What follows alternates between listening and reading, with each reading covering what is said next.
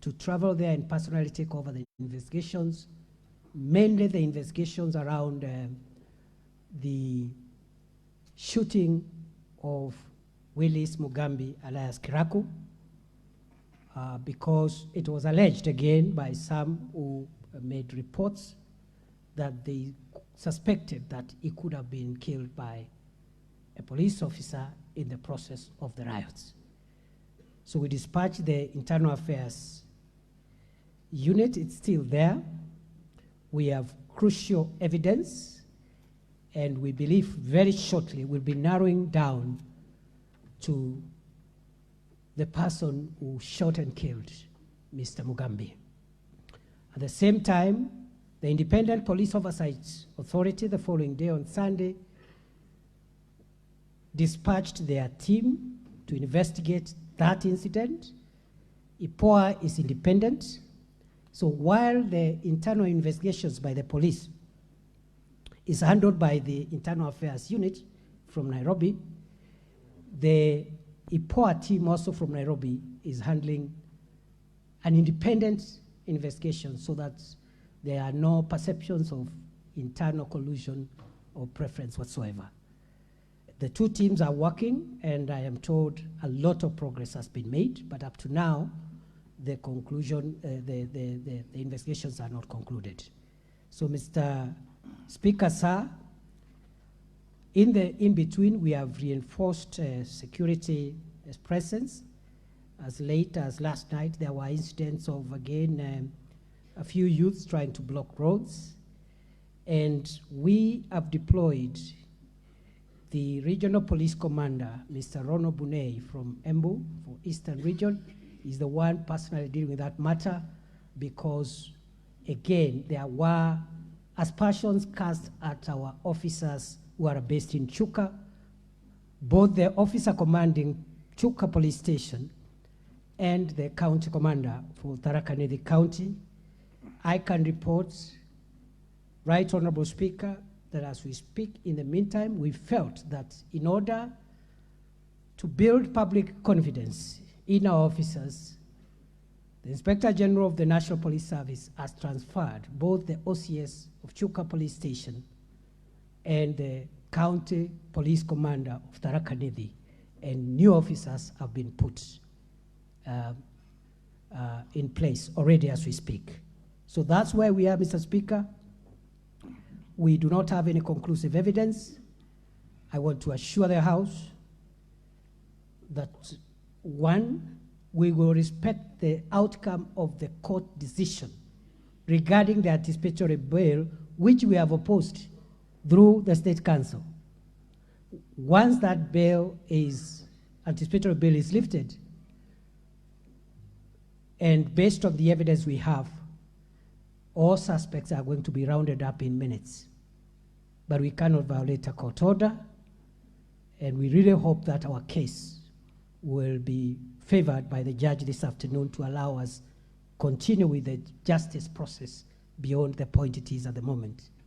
With regard to the killers of Mr. Kiraku, the Boda Boda chair, again, we believe in the next few days, we will be able to have enough evidence to help us take action, including prosecution of the suspect. I think, Honorable Speaker, that is all I have up to now. I remain at the disposal of this House for any supplementary issues, and also with regard to the other questions that are listed in the order paper this afternoon. Thank you, Mr. Speaker.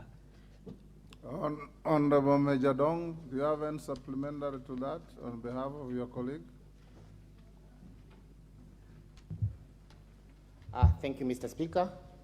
I would say that thanks to the Cabinet Secretary for answering the same question, and having originated from the same county, I believe the Cabinet Secretary understands well, and he will be able to deal with that matter conclusively. Thank you, Mr. Speaker. That is a comment, Minister. You need not answer. Morugara. Now, those who want to ask supplementaries, you go to interventions. and I'll give only 3. Thank you. Thank you very much, Mr. Speaker. Thank you, the Cabinet Secretary, for that response. But I do have a supplementary question on behalf of the family of the late Willis Mugambi Kiraku as follows. What measures will the government put in place to ensure that the family of the late Willis Mugambi Kiraku, the Boda Boda chairman Tharaka-Nithi, who was fatally shot on the 8th of April 2023, is properly, sufficiently, and adequately compensated for the loss of their kin without undue delay? Thank you, Mr. Speaker. Minister, you note the 3 supplementaries that will follow each other, then you answer. Robert Mbui. Thank you, Mr. Speaker. Having been a victim of police violence, I think it's important to ask this because I know forensic evidence can show the gun that shot the bullet that killed that young Boda Boda rider, and also very many young boys and girls who were killed during the recent demos. I just wanted to confirm from the CS, are shoot-to-kill orders the acceptable by this regime of Kenya Kwanza that you serve? And do the police bosses understand the Constitution and the right of Kenyans to be able to picket under Article 37? Thank you. The Honorable Pauline Lenguris, Samburu Women Rep. Thank you, Mr. Speaker, for giving me this opportunity. I want to conjoin my question to the minister, and I want to thank him for the response, and want to request him that the killing of young innocent people has become rampant in this country. A case in point are also the killings that are brought about by the bandits. Every day, we are losing 2 people every day in the presence of security officers. I want to base my case in Samburu, for example, just related to that case, because killing is just a killing. We are losing people every day. And the minister is aware, I'm sure, is being briefed every day that people are being killed by the bandits who come to displace people in their homes. They are killing in the presence of the security officers who are there, the army, the GSU, the police. So we are wondering, what are these security officers doing when innocent people are being killed each and every day? We have lost properties. In 2 months, in Samburu, for example, we have lost 30 young men and 1 middle-aged woman. We cannot continue in this trend, Mr. Professor Kindiki. Please do something. And if the security officers are overpowered by the bandits, tell us, then we will plan ourselves to deal with them properly. Thank you. The last supplementary minister I'll give for Minority Leader. Thank you very much, Mr. Speaker. Just as a follow-up to the question originally asked by Mr. Honorable Munene, Mr. Minister, Waziri, I must really appreciate the speed with which your ministry dispatched the Internal Affairs Unit and indeed the IPOA to carry out investigations on the fatal shooting of Mr. Mugambi in Chuka. Mr. Speaker, we have similar, more or less similar cases that have happened in the recent past. A case in point is the fatal shooting of a third-year Maseno University student, William Mayenga, in Maseno University by the police on the 20th, I think, of March this year. The second incident is the killing by being run over by a police vehicle of police officer Ben Oduor of Nyamira, or of Keroka Police Station, Nyamira County. Bwana Waziri, could you confirm to the August House if you have similarly, in those instances, dispatched the Internal Affairs Unit to carry out investigations? And if so, what is the progress of those investigations? What is the status of those investigations? Or could we be seeing a case of double standards, application of the law differently in different situations, in different parts of the country, and concerning different communities? Two, is it now a policy of the Kenya Police Service to quell riots by use of live bullets? Is the old policy of using rubber bullets now discarded? And if so, when did this change in policy occur? And for whose benefit? Thank you. Minister, there is a member, Honorable Kamren, who says that if he doesn't ask a supplementary, it will not be good for him today. I'll give him a minute, then you can answer the 5 questions. Asante Bwana Spika. Nataka nichukue nafasi hii Spika. Ya nashukuru waziri amejaribu, lakini ninapoongea saa hii vita inaendelea kwangu Baringo South. Sasa hivi ninapoongea na kijana mmoja tumepoteza maisha, 3 wameumia. Nimetumana pesa ya meli kwenda kuwachukua wale ambao wameumia, na nimetumana gari kwenda kuchukua mwili, na saa hii ng'ombe imeenda, watu wanakimbia, wanahangaika kwa sehemu ya Kiserian, Mukutane na Rukus. Najua waziri alikuwa kwa huko hapo awali, lakini saa hii imekuwa chungu kwamba kazi hii ya bandits inaendelea. Sijui waziri utafanya namna gani kwamba watu wangu wapata amani. Nimeomba kila wakati kwamba au wakora watolewe Rukus, Mukutane na Araba locations. Au wamechukua hiyo locations sote 3. Hakuna mtu naishi mashule, mpaka hata bandits wenyewe wanaishi kwa mashule.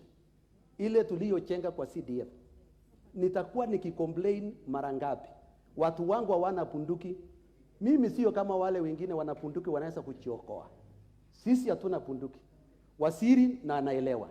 Naomba kwamba nahitaji amani, na hii watu wangu ambao wameumia saa hii kwa sababu sijui hata ni ngapi. Naomba kwamba waziri tutafanya nini hii vita saa hii isimame na watu wangu warejee, na hiyo ng'ombe imechukuliwa irudi, na serikali wanisaidie. Hiyo mwili ambaye imeenda na hao watu naumia, serikali wakaramie. Asante sana. Minister, you may answer those 6 supplementaries. Be precise and concise. Given the tremendous interest, I might give another 2 thereafter. Thank you, Honorable Speaker. Honorable Speaker, with regard to the supplementary question raised by the member for Tharaka, I would like to respond as follows. That at this point, when investigations are ongoing, we do not have conclusive evidence on who would have shot the deceased. However, if the evidence links an officer of the National Police Service or any other government official in the murder of Mr. Kiraku, 2 things I would like to assure the House. 1, whoever is responsible will be prosecuted. And 2, if the person has died in the hands of our officers, the procedures for compensation will ensue. Honorable Speaker, with regard to the question raised by the Honorable Mbui, I would like to respond as follows. There are no shoot-to-kill orders. On the contrary, all officers in the National Police Service and all security agencies who are involved in managing public protests, demonstrations, and riots, and crowd control are under very strict instructions not to use live bullets when dealing with members of the public. In fact, Honorable Speaker, the reason the OCPD was transferred is because there were very strict orders given by the Inspector General of Police that there should be no live bullets used in crowd control, not just in Chuka, but even in other protests. So we are asking, we want to give some independence so that we establish when the OCPD is not in office, if indeed it's a police officer who fired that killer bullet against the orders and the policy of this government, then action will be taken. But of course, it could have been any other firearm holder because there are civilians also who are licensed to carry arms and they could take advantage of riots to cause deaths. Honorable Speaker, the third supplementary question was raised by the member for Samburu. And I want to assure the House, through you, Mr. Speaker, that the deaths that have been caused in Samburu and other parts of the country as a result of livestock rustling and banditry are regrettable.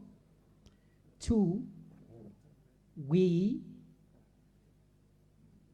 have had an operation going on there, but we continue to experience incidents of bandit attacks from time to time.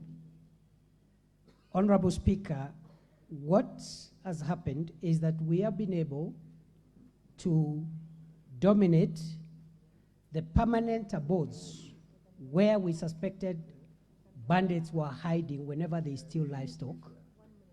And because of international standards on the use of force, that is the only reason we gave 24-hour ultimatum to any members of the civil population who could have been mixed up in these areas by way of being family members to the bandits, etc., to vacate. After that, we have been able to actually remove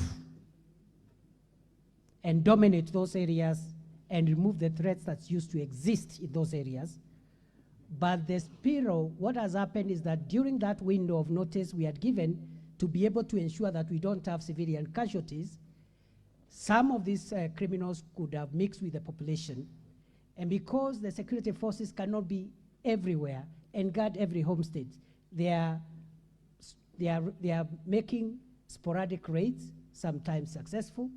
But Mr. Speaker, we have prevented and thwarted and even recovered livestock numerous times on a daily basis. I am even willing to table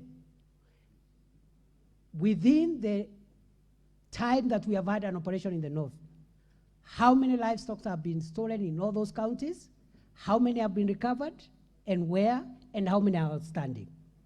We have not made full recoveries, and the reason is simple, that as soon as a raid is successful, the criminals divide the livestock into small numbers, 5, 10, so the recovery process is a bit slow, painful, but we've made some significant recoveries. I have evidence as late as yesterday, we have recovered livestock in Laikipia. So, Mr. Speaker, the challenge is still there. We do not want to deny that the challenge does not exist. And Mr. Speaker, this challenge has not started this year, last year, 5 years, 10 years. This is a problem that started as early as 1977 in some parts of these areas. We are doing everything possible to make sure that we have a final end of this problem. It cannot be done in a month, 2 months, 6 months, 1 year, but we will reach there. It doesn't matter what it takes. We are people of patience, we are people of understanding, and we know that we will get around it as soon as we continue this domination of these areas where the bandits retreat when they steal livestock. In fact, Honorable Speaker, we are upscaling the numbers of security agencies we have. We are doubling them on Saturday.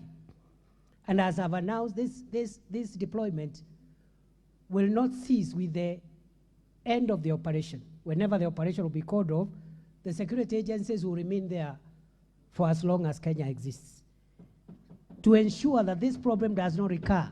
Because previously we have done an operation, as soon as there is a semblance of tranquility, we recall the security agencies. Honorable Speaker, therefore the supplementary question was raised by the member for Ugunja, the Honorable Pio Wandai. And I would like to assure the House, through you, Honorable Speaker, that the government has no double standards or does not respond to security threats based on where they happen. In the matters that the Honorable Wandai has raised, in fact, we acted even faster. But there was no question asked for us to report what we have done. So I want to confirm to the House, the Honorable Speaker, that the same measures we have applied in Chuka are the same measures that have applied in this instance. The Internal Affairs Unit, as we speak, is on the ground. The IPOA is also on the ground to provide independent investigations. So there are no double standards, and I think I can comprehensively say I am the minister who has been in most parts of the country, given that I've only served for slightly under 6 months. I've been in almost 70% of Kenya. So there cannot be double standards, and I don't know the last time I was near my home. So if there will be double standards, I'll be accused of not going home, Honorable Speaker, not the other way around.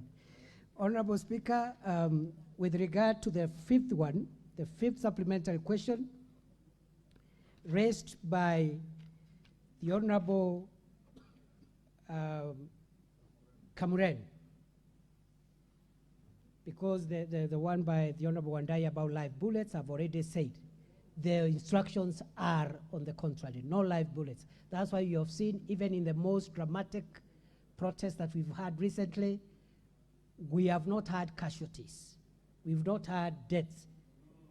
And wherever deaths have occurred, like the Kisumu death and the one death in Kibera, the investigations will help us know whether this was a police gun or a civilian gun, because as I have said, both the police and civilians are licensed holders of firearms.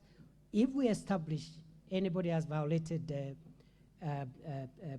the rules and the standing orders of the National Police Service, action will be taken. Honorable Speaker, finally, the supplementary question raised by the Honorable Kamren. I've been to Baringo, perhaps a little more than any other county, both overtly and covertly. I have been there visibly and invisibly. I know the complications and I understand the pain Honorable Kamren is going through. I share it, and I know what he's going through today.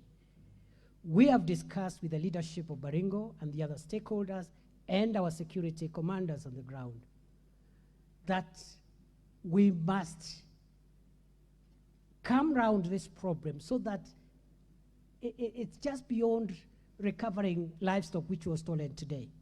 For me, I believe we must have a way of ensuring that no livestock is stolen again in the first place. What are the measures we are putting in place? One, this afternoon, we have just approved an additional 200 police reservists for Baringo, 100 for Baringo North, 100 for Baringo South. Training is going to start before Friday, because we believe the security agencies cannot be in every homestead, but the National Police Reservice can help mitigate a big way, and we have seen in other parts of the country, NPRs are helping stabilize situation in a big way. So we have approved that. I have provided the money for their training immediately. We will not be asking for any stakeholders to help us. We will do it, and that will stabilize. Number two, we are opening up 2 new security roads. We are moving equipment to make sure that we make security roads, which we have discussed, especially in Baringo North and I am looking for an opportunity to have a discussion with Honorable Kamburen on 2 major roads that will take care of Arabal, Mukutane, Ngelecha, and that interface between Arabal Hills, Mukutane, and into the Laikipia Nature Conservancy, which is giving us a lot of problems because of the reasons which I've explained. So, Mr. Speaker, we are not there, but we are on the way there. I am going back to the operation area, and I am going to stick there a little longer. And I know between us and the political leadership, we'll find a lasting solution through security roads, through NPRs, and through intelligence-led investigations. Mr. Speaker, I think that's all for now. And once again, the Honorable Kamburen, the information you've given me will be acted on immediately I leave this chamber. Maybe we can talk and discuss how we can support you. Thank you, Mr. Speaker.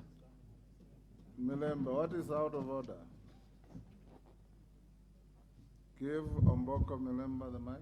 With the humility, Honorable Speaker, the Waziri did dare both you and the House that he can table the recoveries in all those areas. And what we see in the media gives an impression that the government is not doing as much, like the bandits are doing so much. So could you please, Honorable Speaker, if I'm in order, to order that the minister tables those documents immediately so that the people from those areas and Wananchi in general can have confidence in the progress. Thank you, Honorable Speaker. I think it's not papers, but statistics that he promised to table. Minister, when we are done, you can pass on the document, the statistics to us. Now, honorable members, I still have members who have worked here, 8 in number, and on the screen I have 11 who are interested in this question. This is a trial run, like I said, and we said we'll be having about 3 supplementaries. But because the members who have come here can take judicial notice are mostly from the epicenter of the security challenges, indulge me to give them a minute each to ask 1 question each. I don't give you an opportunity to make a speech or to go to unhelpful tirades. Ask a supplementary to the minister, and I'll also ask him to oblige the House with short answers to save on our time. Member for Manyata. And I also notice, honorable members, honorable member for Manyata, you've seen me and you've said you want to ask a question about the Kianjokoma brothers. Now, that is totally unrelated to what is going on now. But you can ask.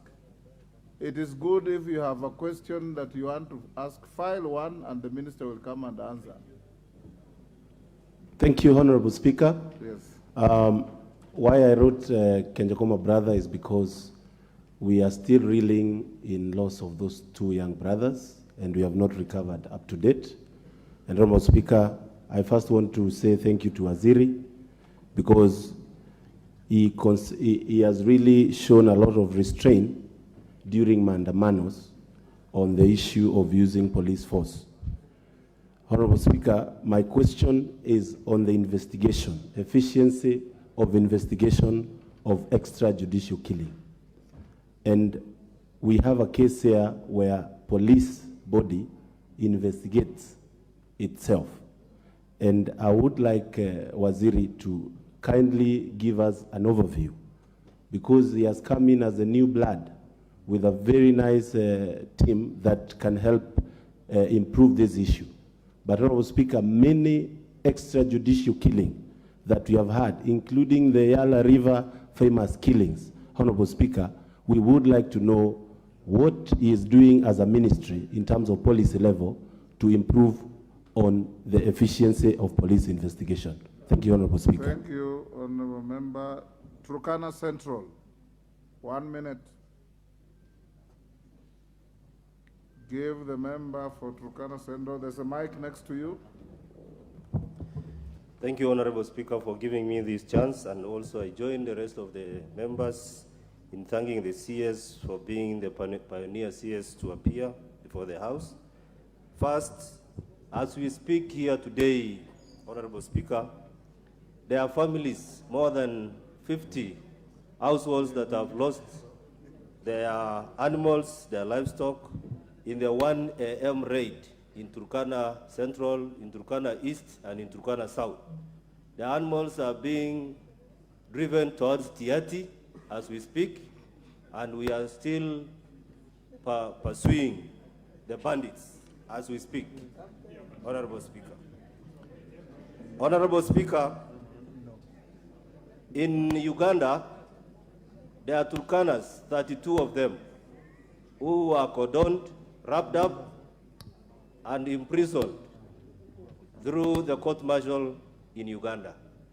One question that I want to ask is, why is the CS not able to implement such also in Kenya, where the caves, the gorges, and the places he mentioned in the Gazette notice, why is there no action in terms of cordoning and even wrapping up the bandits in those areas? Thank you, Honorable Member. Number two, Honorable Chair. One question. Okay. Thank You are you. done, Honorable Member. Baringo North. Yes, Honorable Junet. Hold on, Honorable. Give Honorable Junet the mic.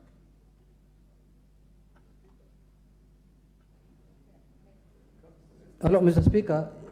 Thank you for indulging me, Mr. Speaker. If I heard the member very clearly, he said, Mr. Speaker, that cows are being taken to Tiati as we speak now here.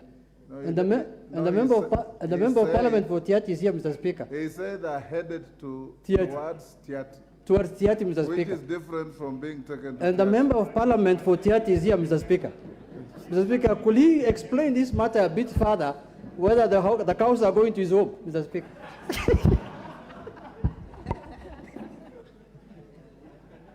That is for. I invite the member for Baringo North. Thank you, Mr. Speaker. I'll utilize the 1 minute as follows. One, Mr. Speaker, this is the only cabinet secretary alive in security who has actually spent his energy and time and resources. Ask your question. So I want to thank him. Number one question, Mr. Speaker, my intelligence is that the bandit that was taken away in hospital in Iten is the one that killed my cousin. And he was taken by 10 bandits in an hospital in Iten, driven to wherever by the other bandits. Could the minister therefore tell us when that wounded bandit who was in hospital will be brought to book? And my last question, Mr. Speaker. Only one. I still have the 1 minute, Mr. Speaker. When is the minister going to operationalize the gazetted administrative units in Baringo North? Thank you, Mr. Speaker. Thank you. There was a member who wanted to ask about the abduction of the injured bandit, so you don't have to rise to ask that question. Honorable Ariko.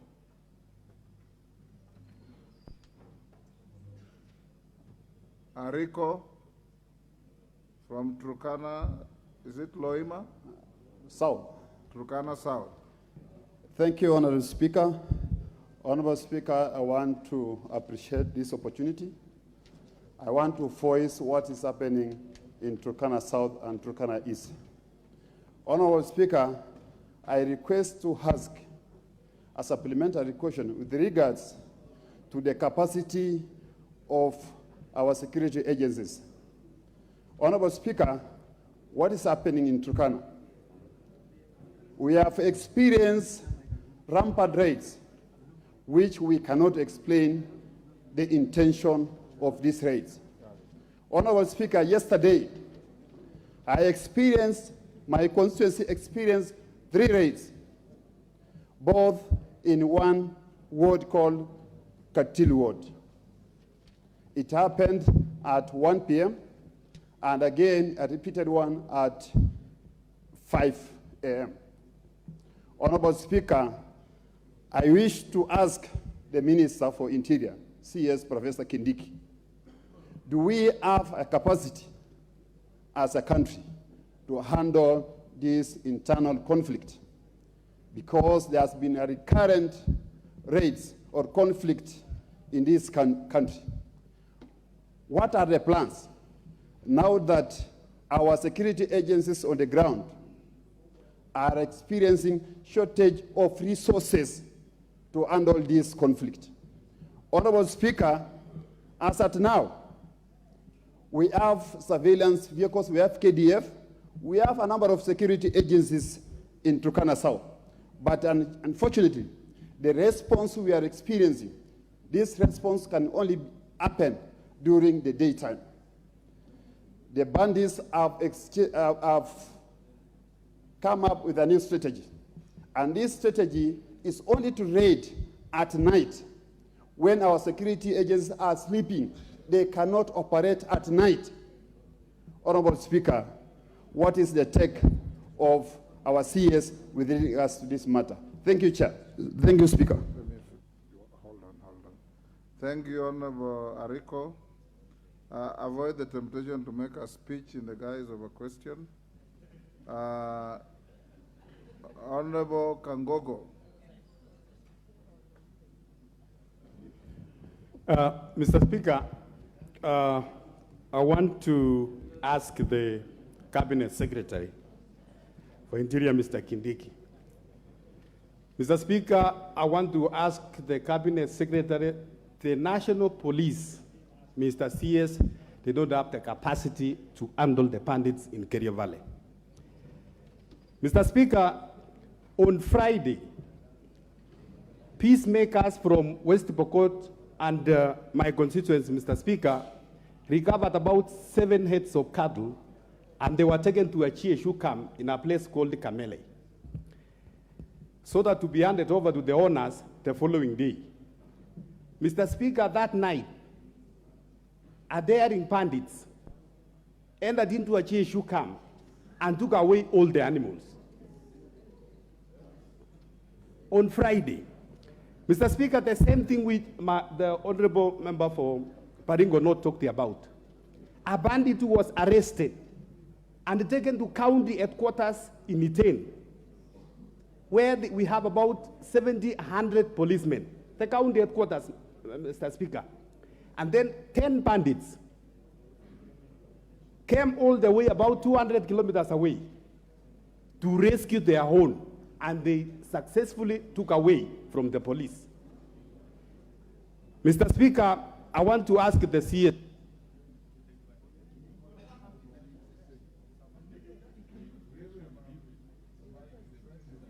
to confirm to this House, Mr. Speaker, that the National Police Service are unable to handle the bandits, and bring a motion to this House so that we can have the Kenya military or the KDF to take over the operations of bandits in Kerio Valley.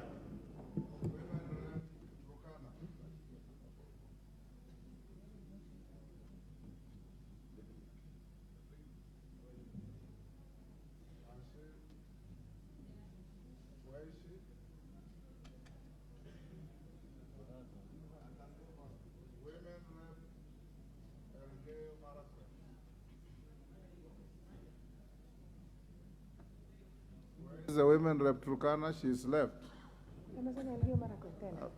Yes, Thank you. Thank you, Mr. Speaker. 1 minute. Okay, thank you.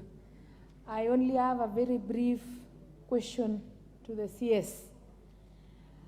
Right now, we're being told that the person who was booked in at Iten County Referral was a bandit.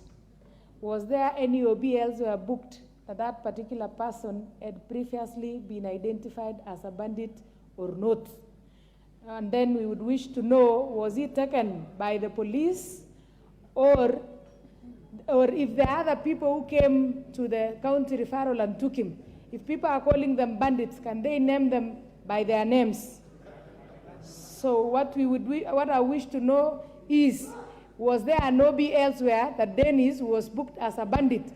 And the other ones who came to the rescue, were they police or if as bandits? Thank you, Mr. Thank Speaker. you.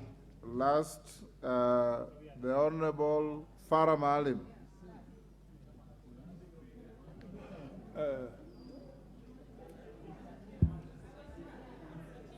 Mr. Speaker, Mr. Speaker. Minister be ready to answer after Farah. Yeah, Mr. Speaker. Honorable members, be patient. If I'm satisfied there is enough interest, I'll give another round. Mr. Speaker, this is, I must commend the government on this because this is the first time the military has been used for a peacekeeping in this country where there was not a genocide the way it was done in Wagala, in Wajir in 1984.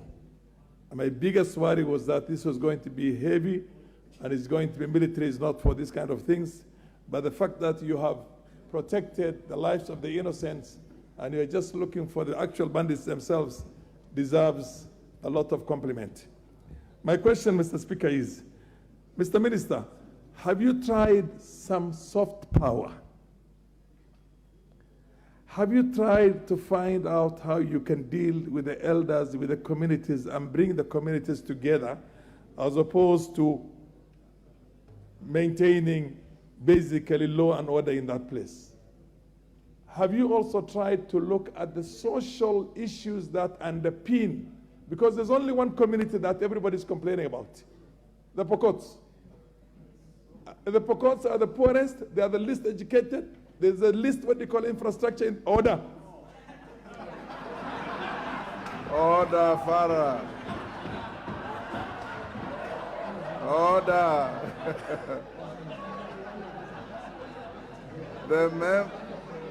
The member from Balambala, you are out of order. Can you conclude your question? Mr. Speaker, we need to educate those children, Mr. Speaker. We have heard this before, Mr. Chairman, Mr. Minister, thank you very much. I've discussed some of these things with you, and I'm sure you're going to take them into consideration. But let's look at the social conditions in there, first of all. When you have a very poor social condition somewhere and everywhere around there has got some wealth, then of course they will go and try and go and attack those places. So my question is that let's look at soft power. It has worked in Northeastern Province, for your information. And also let's see how we can change the situation of the children of Pokot there. Thank you. Who is raising a point of order? Moroto, what is your point of order? Because Pokots were mentioned? Yes. Yes, Mr. Speaker. Yes. Mr. Speaker, I want to say thank you very much for giving me also this chance to say, when these people are talking, they are talking as if they are the holiest. When they are also killing. I lost about 5 people the other day and this morning in a Takwel. From the south. I've given you a floor because you are challenging what Farah was saying. Now you are pursuing a totally different agenda. What was out of order that Farah was saying? That's the reason why I gave you the floor. No, Mr. Speaker, I was just asking what I have in my mind. I was not following what Farah said. Oh. My question, I just want to, Mr. Speaker, I don't want to take time. I want to congratulate the CS, and I want to ask him to use the intelligence services. For these guys here speaking here, let them also be put in so that they can know how to control themselves down there on the ground. I come from Kapenguria. We used to have the problem between West Pokot and Trans Nzoia. But this time, there's nothing there. Because we met and we sat like leaders and walked together. These guys, now they're now talking here, and they cannot even go to ground, and they invite us to come and tell them what to do. Mr. Minister, start with these people. The members, put them in. Honorable Moroto, you are totally out of order. You are imputing improper motives on your colleagues. Minister.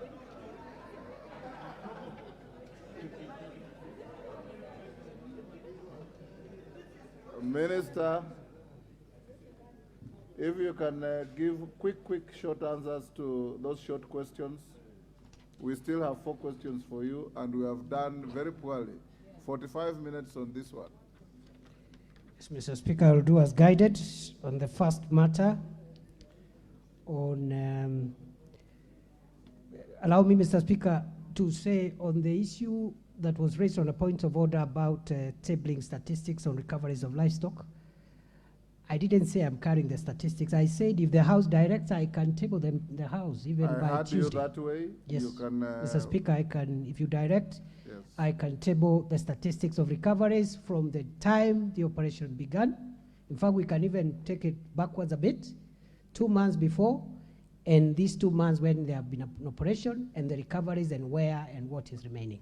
Mr. Speaker, also, I may be informed the House through you that I am informed that the High Court in Chuka has ruled in favor of the Prosecution Council and in favor of the state to cancel the anticipatory bail on the suspected killers. Mr. Speaker, other than that, let me mention or respond to the other issues quickly. We are strengthening the Independent Police Oversight Authority to supplement the work of the Internal Affairs Unit of the National Police Service to provide an independent arm of the state that can help in dealing with extrajudicial killings.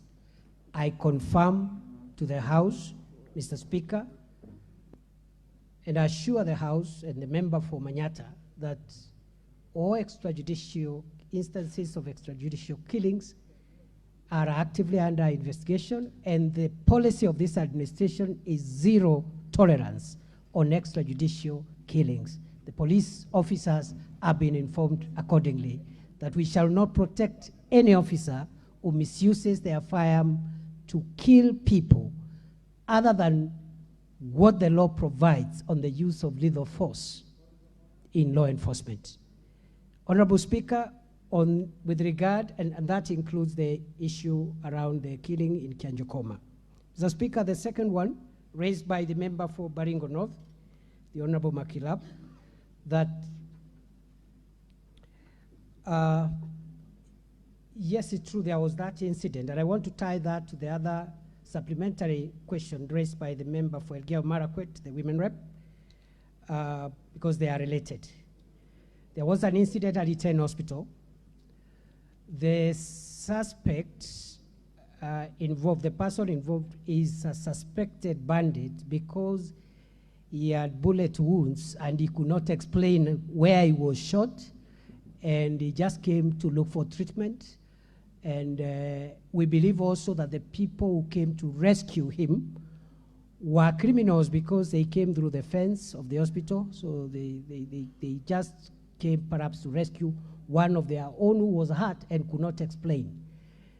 The reason why that happened, notwithstanding the presence of a few police officers who were on site at that time, was the determination by the commanding officer on site that a shootout inside that facility would have caused fatalities on patients. And that gave a leeway for the rescue to succeed. I want to confirm to the House, through you, Mr. Speaker, that this person has been on police radar even before this attack. We are on him. We have some leads. We believe we shall arrest him as soon as possible. Honorable Speaker, the other issue was raised by the member for Turkana South on the capacity of our police agencies to maintain law and order.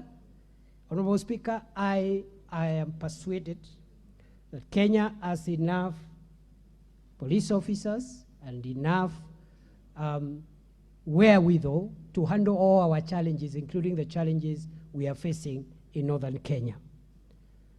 However, Mr. Speaker, I want to say that it is the position of this government that there is need to reform our national security organs to make sure that they respond better to our threats.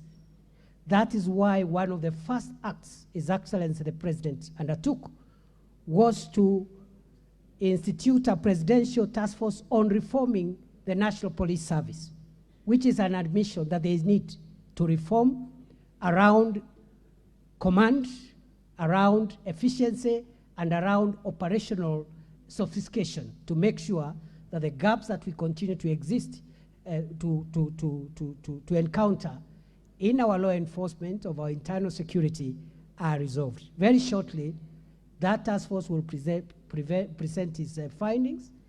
The government has committed to implement all the recommendations without exception that will come from that task force, including changing the entire command of the National Police Service, the terms under which one becomes a commander of any level, tying command to success and results and deliverables, so that you don't become a county commander, a regional commander for life, and there are no results. People are still having insecurity in your area.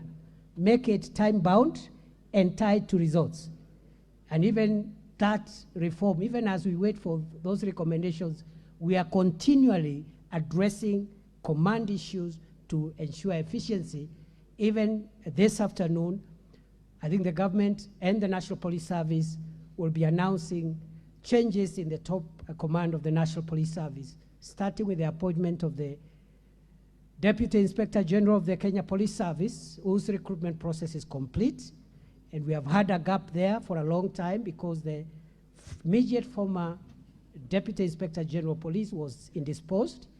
But from this afternoon, that gap is going to be filled, and that will help the Inspector General perhaps to respond a little better and quicker, even as we wait for the other reforms. Honorable Speaker, I have one other last one, the one that was raised around the issue of what measures we are taking to make sure that the gaps we are having are sealed.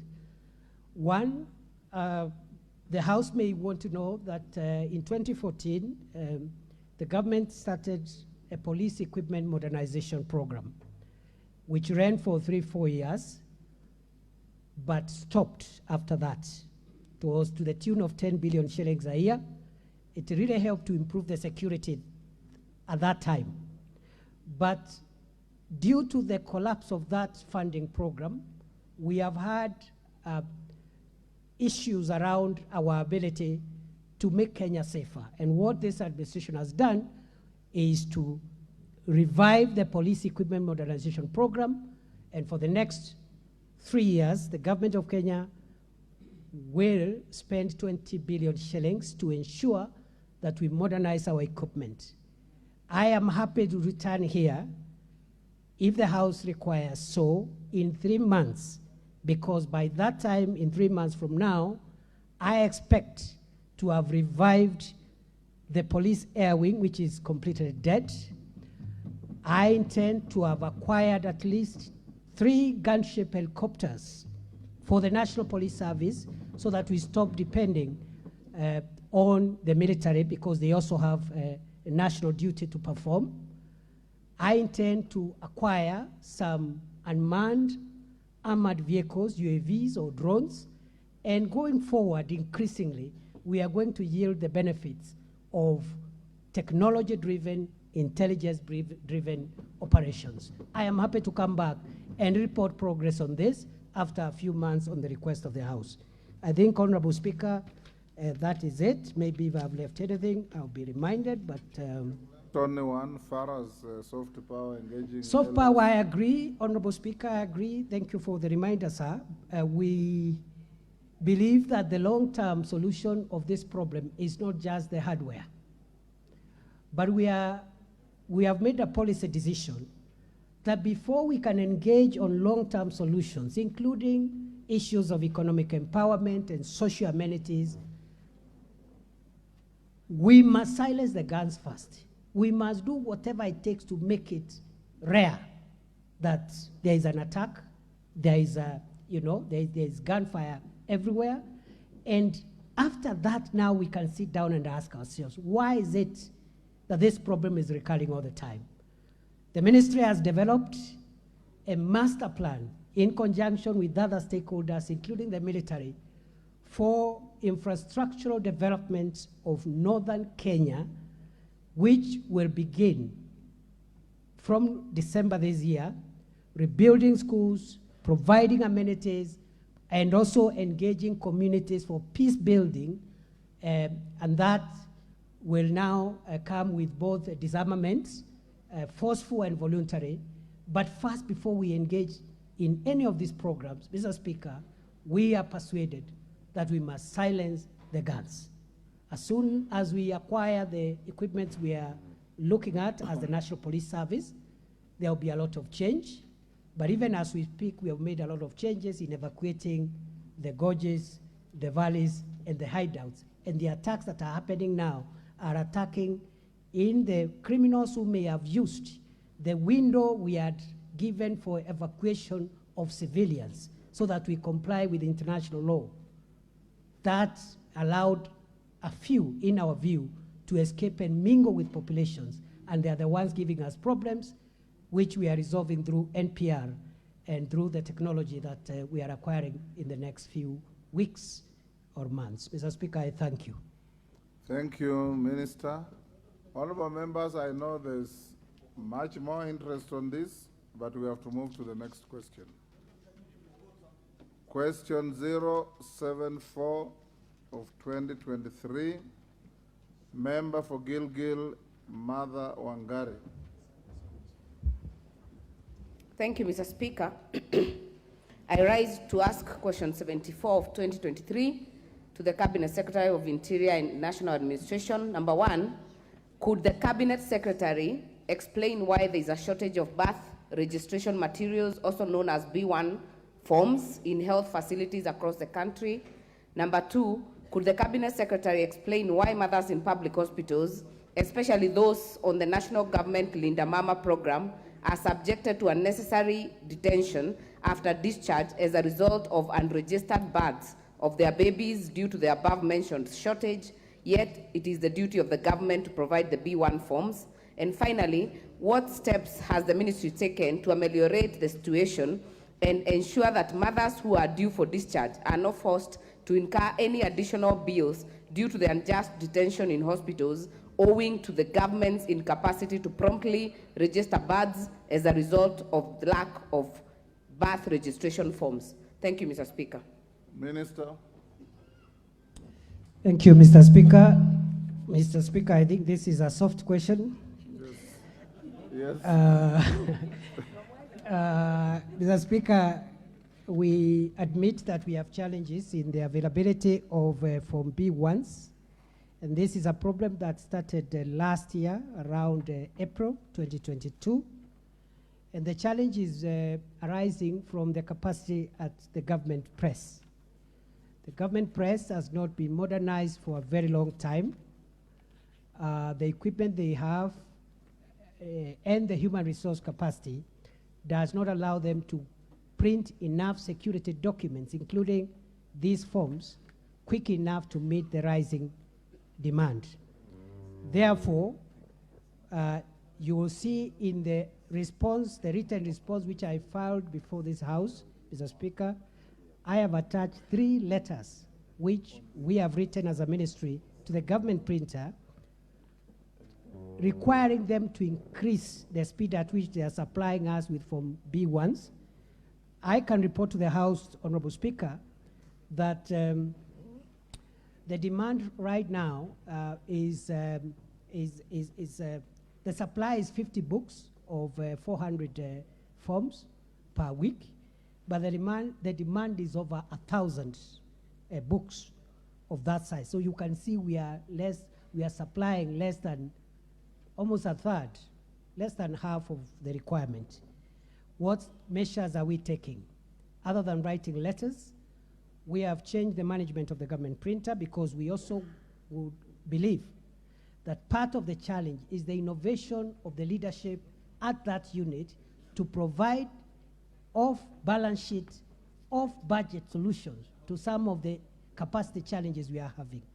And I can report comfortably, after changing the management of the government press in the last 2 months, The new government printer has tabled, and I have approved, an equipment modernization program which will not even involve government spending any money, because it's through a lease of equipment where over time we will pay whoever owns those machines, and after 10 years we hand over the machines to him. That is the solution that helped us with police vehicles when the police leasing, vehicle leasing program was initiated. So we believe very soon that will be tackled. But in the meantime, we have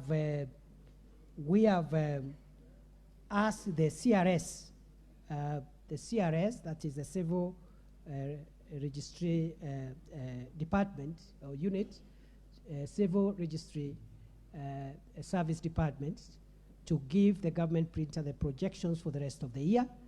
And we are working to see how, pending the modernization program I'm talking about, that demand can be met as soon as possible.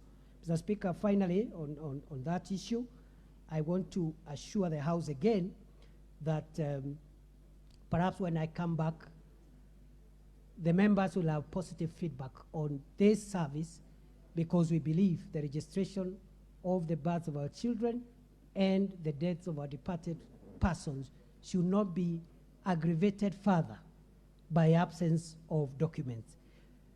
The member for Gilgil has also asked whether the detention of young mothers in hospitals, especially under the Linda Mama program, is linked to the shortage of these booklets. The government's position is that this is not the case for two reasons, Honorable Speaker. Reason number one is that birth registration is free of charge, so it cannot be the purpose that makes a mother to be detained in hospital beyond the time she's supposed to be released. Secondly, why we believe this is not the cause is because the registration of births is allowed to take place within a period of 6 months after birth. So long as it's done within 6 months, it's lawful. So it cannot be the basis of saying, you know, we hold a mother in hospital who has given birth because of lack of these booklets. That notwithstanding, when I got this parliamentary question, I have directed the civil registrar to provide us with a solution. Even as we wait for this equipment, we need to find a solution so that should the House require me to provide an update in the next few months, because the equipment program may take around 6 months because of the nature, the financing and the contractual arrangements, we will have an answer. Finally, Honorable Speaker, is that we have shortage of personnel. That's another challenge we are having in that department. We have only about 286 civil registrars for the whole country, against the establishment of approximately 1,400, which has been approved by the Public Service Commission. We are trying to see how, even if we don't fill the entire complement, the Public Service Commission can help us perhaps hire a few more in the financial year that starts June 2023. Majority Leader, Wangari, you want to have your first shot? Let Majority Leader go first. I'll give you. Thank you, Honorable Speaker. And Honorable Speaker, may commend the CS for being the first CS to appear in this session. But Honorable Speaker, you will, and the House will appreciate that the reason, part of the reasons why we wanted CSs to appear before the House is for them to answer to questions that are of concern to the people, but also to use this opportunity to expound on government policy, on what government is doing. Honorable Speaker, it has been my belief in the past, and maybe something the CS will work to change that belief in me, that the personification of bureaucracy in government and the personification of liturgy in government operations resides in the Ministry of Interior. And if you listened to the answers pertaining to the issues to do with bandits, and even now when I listen to the CS, answer the question on slow printing of forms. I hear the CS telling us forms are slowly being printed by the government printer because of challenges of modernization in the government printer's office, challenges of employment, there are low staff levels in the department. When I also listen to the president who has hired the CS, the president is talking about digitization. So I really want to know from the CS, where do you sit as a cabinet secretary in terms of implementing that policy on the digitization of government services? Because you cannot be talking about low levels of staff while we are also complaining of a huge wage bill in the public service, when the president is telling us about digitization and the CS is telling us that he's modernizing printing. Shouldn't we then be getting this B1 form in a digital format? And I can see the PS Citizen Services is seated there. The PS Citizen Services have engaged with him on a unique identifier system that seeks to capture data of newborns digitally, electronically. But now the CS is telling us about modernizing the government printer, hiring another person at the government printer who will be more efficient, leasing equipment instead of buying new equipment. CS, you must tell us, where do you sit? Are you aligned to the president's agenda to digitize, or are you not? It is that simple. Cabinet Secretary. Thank you, Mr. Speaker.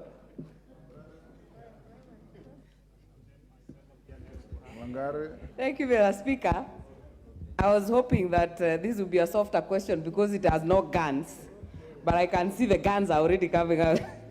But I want to just also thank the CS, congratulate him for being the first one in this very unique arrangement where we get answers firsthand instead of what we used to go about last parliament, 11th parliament, chairs who had no substantial answers.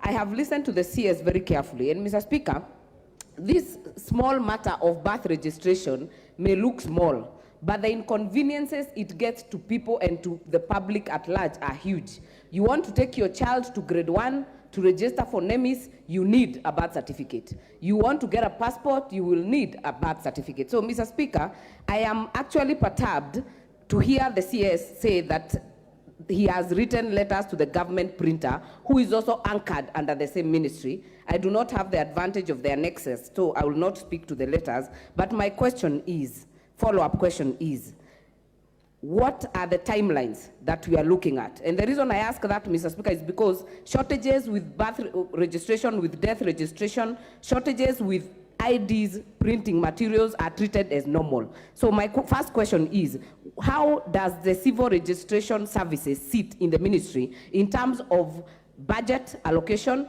in terms of autonomy, in terms of being able to run these services, Mr. Speaker? Number two, supplementary. Mr. Speaker, this is my question, and you did very badly with that. Thank you, Mr. Speaker. I'll try to be very quick. The other one is the fact that the annexure between the Linda Mama parents, Mr. Speaker, and Linda Mama women. I am a practicing mother. I have given birth in the not so long past, Mr. Speaker. And I can tell you, whether you give birth in a public... I didn't know being a mother is a practice? Yeah, it's practicing. It's still ongoing. It's still ongoing, Mr. Speaker. But I'm just confirming, because I have gone through it, I know whether you give birth in the public hospitals or the private hospitals, you must be issued with that short pink paper that is called a notification, Mr. Speaker. That notification, you can use it in 6 months. But hospitals, and scrupulous hospitals, Mr. Speaker, are detaining mothers so that they are there for longer, so that the bills accumulate to pay. But that pink paper, even for home deliveries, Mr. Speaker, is gotten from the B1 paper that I'm asking about. So that is the annexure with the Linda Mama. And finally, Mr. Speaker, last parliament, I brought a motion here. It was overwhelmingly approved because many members, including Muhaya MP, the Northern Kenya, Mr. Speaker, do not have civil registration centers. So we requested, and this House passed, that we establish in every sub-county a civil registration center. So I'll be very keen to know what is the progress on that motion, even as we implement, Mr. Speaker, or does it have to wait longer? Thank you, Mr. Speaker. Mayaka.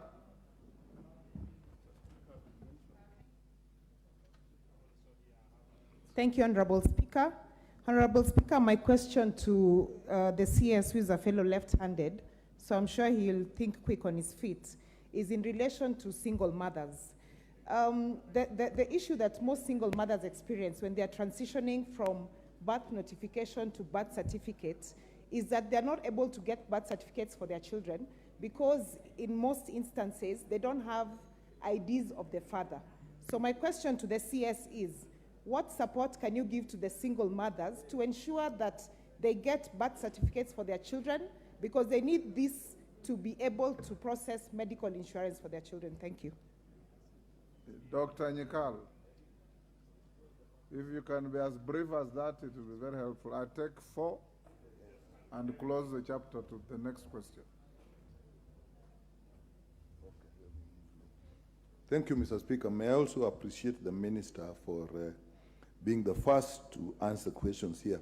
Mr. Minister, the question was the Cabinet to explain why mothers in public hospitals, then especially Mama Linda, you therefore, okay, Linda Mama.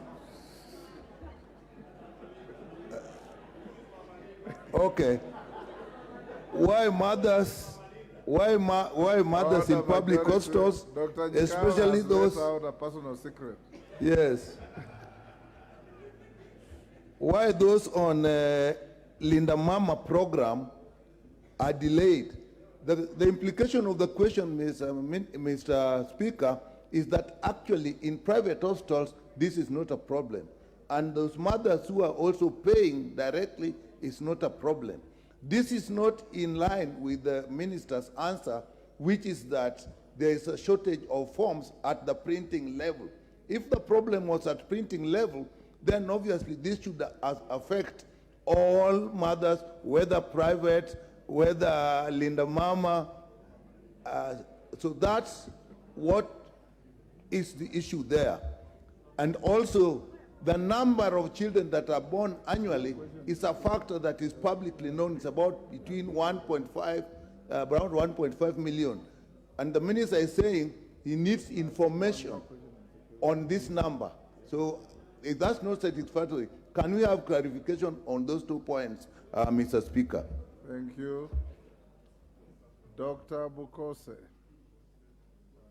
If you ask just one question, Mr. yes. Speaker. Thank you, Honorable Speaker. And I want to thank the Cabinet Secretary and congratulate him for being the first. Mr. Speaker, CS, my question is about the Huduma number, Huduma cards, Huduma number. What happened to them? Because at one time, a lot of colossal sums of money were used to procure the Huduma number. Is it still there? What happened to it? Thank you.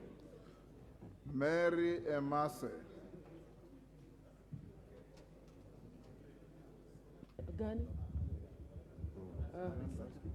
Thank you, Mr. Speaker, for finally noticing us around this corner. Mr. Speaker, I want to emphasize on the issue of decentralizing issuance of birth certificates. Mr. Speaker, it is a very serious issue. My mothers go to another sub-county to look for birth certificates. And sometimes they're told those forms are not there. They have to travel so many kilometers severally. So I just want to emphasize that there is need to have a center in every sub-county. And Mr. Speaker, speaking of security, because I did not have time to ask, I just want to add one. That sometimes we even use our assistant chiefs and chiefs actually to collect those birth certificates, take them to the center. And I want to just request the CS kindly. Across the country, we have administrative units where the chiefs or assistant chiefs have passed on or have retired. They have not been replaced. A number of administrative units, like even divisions like in Teso South, were created. They have not yet been operationalized. Kindly, can you do something about it? Because they play a critical role in security. They help us with the birth certificates. They help us in even acquiring IDs. If there is no assistant chief or a chief to do the vetting, then our people are not getting these very necessary services on time. Thank you, Mr. Speaker, for this opportunity. Mary. Now you have resorted to raising your hands like in a classroom.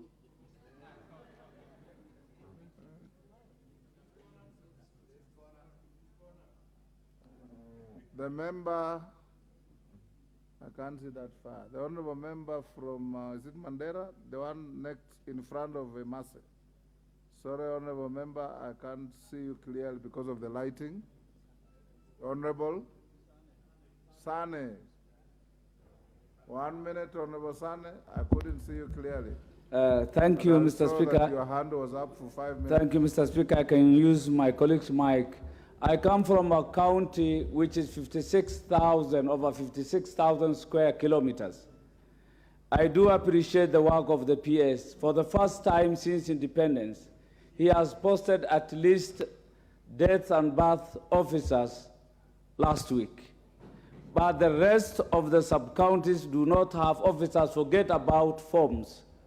So in as much as I appreciate Honorable Wangari's question, when is the Cabinet Secretary posting all the officers in all the sub-counties of Wajir, which is twice the size of Rwanda as a country? Thank you. CNN, Nguna.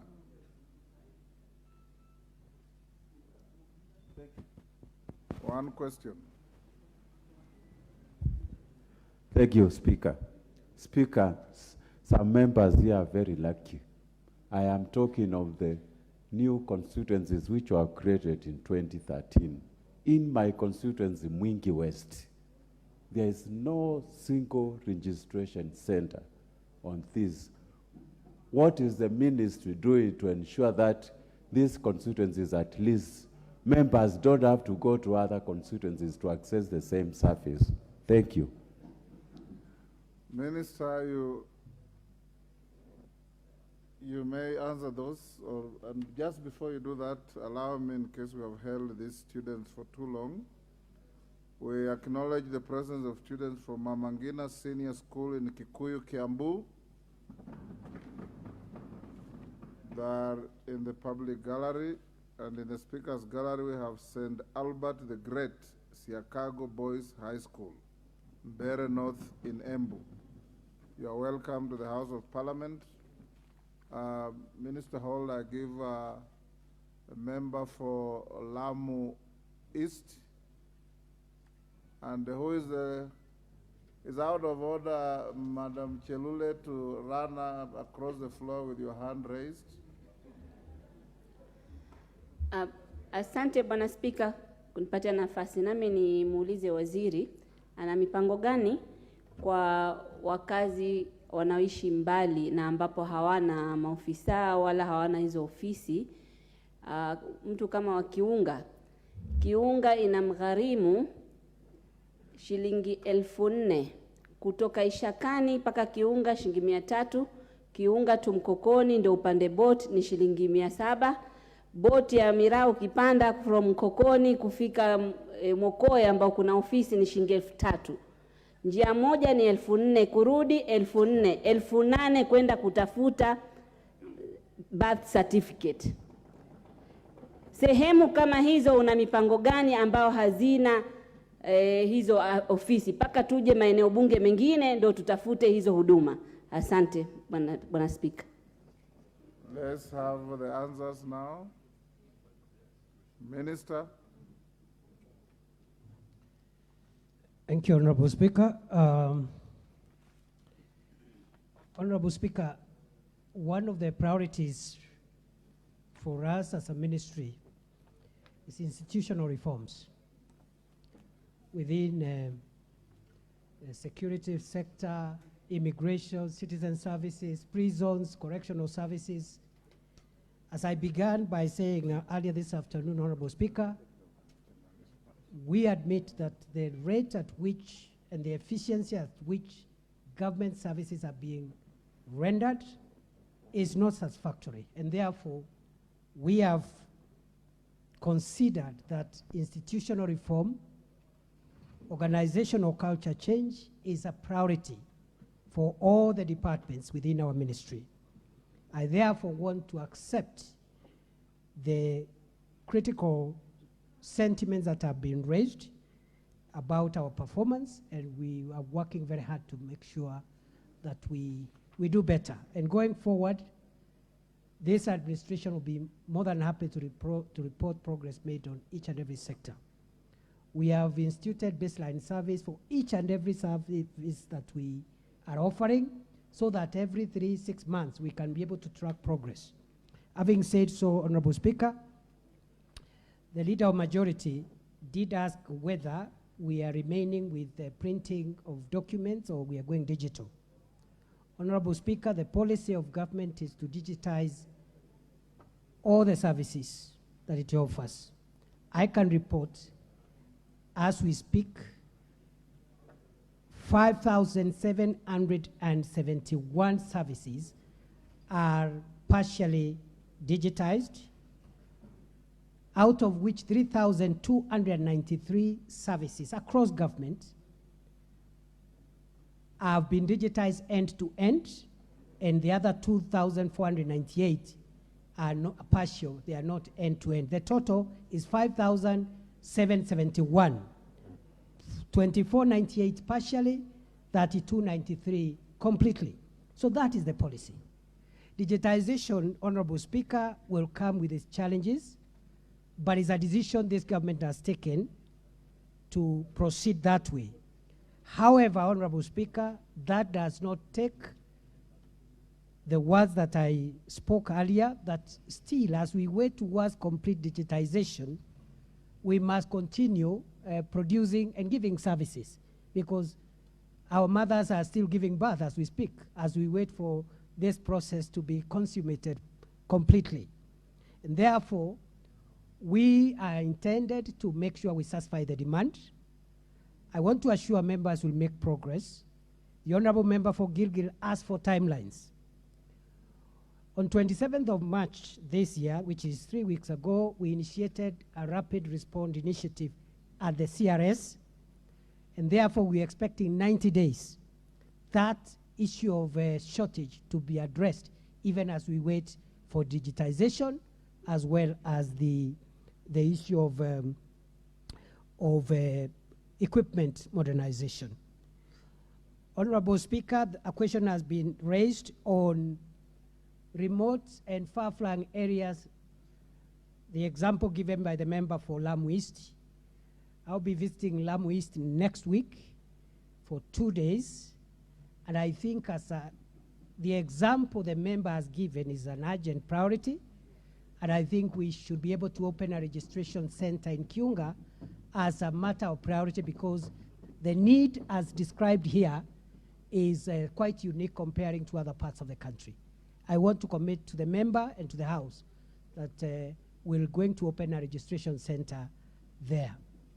Honorable Speaker, also, even as we continue with the digitization, we will still need registration centers. At the moment, out of the 369 sub-counties, in implementation of the motion passed by this House earlier on, we have civil registration centers in 137 sub-counties, meaning we are less than half. But we are continuing to open new ones on a needs basis. My PS for Citizen Services, I sent him to open one in Kajiado 1 month ago, and I think he's opening another one in Kobo, I think in a month's time. And this will be resolved as we continue to make sure that every sub-county has a civil registry. Honorable Speaker, also, the issue raised by the member from Mwingi West, I think Mwingi West is also an area which requires special measures, and I think we'll put it in our priority. Subject to resources, we will ensure that an area like Mwingi gets that center also opened. I want to commit to the House that at least the ones that have been identified on the floor of this House by members, in the next 2 months, there will be a civil registration center, including the one raised about Wajir. Honorable Speaker, on this question and earlier on, a question was raised about administrative units. About 80 sub-counties were gazetted just before last election, and they are not operational. We do not have the resources to operationalize all those sub-counties. So what we have decided is to stagger the operationalization of all the gazetted sub-counties in a 3-year period, starting June this year. And the criteria we will use is the nature of hardship and inconveniences to service delivery, as well as regional balance, so that the first criteria of the 20 to 25 sub-counties to be operationalized this financial year starting June will take care of regions, but also hardship, size, population, and all the other factors. We'll come up with a criteria which will be fair and which can be shared to members if they want to know what criteria we will use to identify those that will come first, and then second, and then the third financial year. Honorable Speaker, I can also report to the House that areas where assistant chiefs and chiefs have not been recruited, my PS for internal security has already approved the recruitment process, and therefore we expect all those positions to be filled in the next 90 days across the country. Honorable Speaker, then I think again a question was asked between technology and what we are doing in the old fashion. Going forward, before cabinet is a policy brief, is a cabinet brief which is under consideration on the UPI, the Universal Personal Identifier. And I think in the next 1 or 2 weeks it will be disposed of, so that we migrate, we converge 2 things. One, that every child in Kenya gets a universal personal identifier at birth, which becomes their number in school, their whatever number they require. And when they are 18, that number is the ID number. Then at the same time and in parallel, another universal personal identifier for adults who are getting IDs. So you have a universal personal identifier at birth, and for the existing, because that one, by the time the first adult will use the UPI, it will be 18 years from when we commence. But in the meantime, we are migrating, we are considering, subject to approval by cabinet, migrating the current ID we have into a 4th generation ID, which is the UPI for adults, which of course will take away the question of Huduma number, which was not solving the kind of problems that we intend to solve. Thank you, Mr. Speaker. Minister, about single mothers who cannot produce the fathers of the children's IDs. Honorable Speaker, it is no longer a requirement of the law for a registration of a child to include both parents. It is not a requirement. It is now possible to register one parent if you are a one-parent child. Thank you, Mr. Speaker. Thank you, Minister. Honorable members, will move to question 105 of 2023. Member for Mandera South. Here. Thank you, Mr. Speaker. I rise to ask question 105 of 2023. Could the Cabinet Secretary, 1, state the measures being taken to establish civil registration centers in every sub-county in the country so as to ease access to civil registration services? 2, state the measures the ministry is putting in place to immediately set up a civil registration at Elwak and Kutulo sub-counties in Mandera South to serve the huge population in the region, considering that the closest civil registration center to Mandera South constituency is located nearly 220 kilometers away from Mandera town and also serves Mandera North, Mandera West, Banisa, and Lafe constituencies. Thank you, Mr. Speaker. Minister, this is nearly similar to the question of Mother Wangari, so we shouldn't spend too much time on this. Answer the question, and I'll allow one bite by the member who asked and one more member. Go ahead, Minister.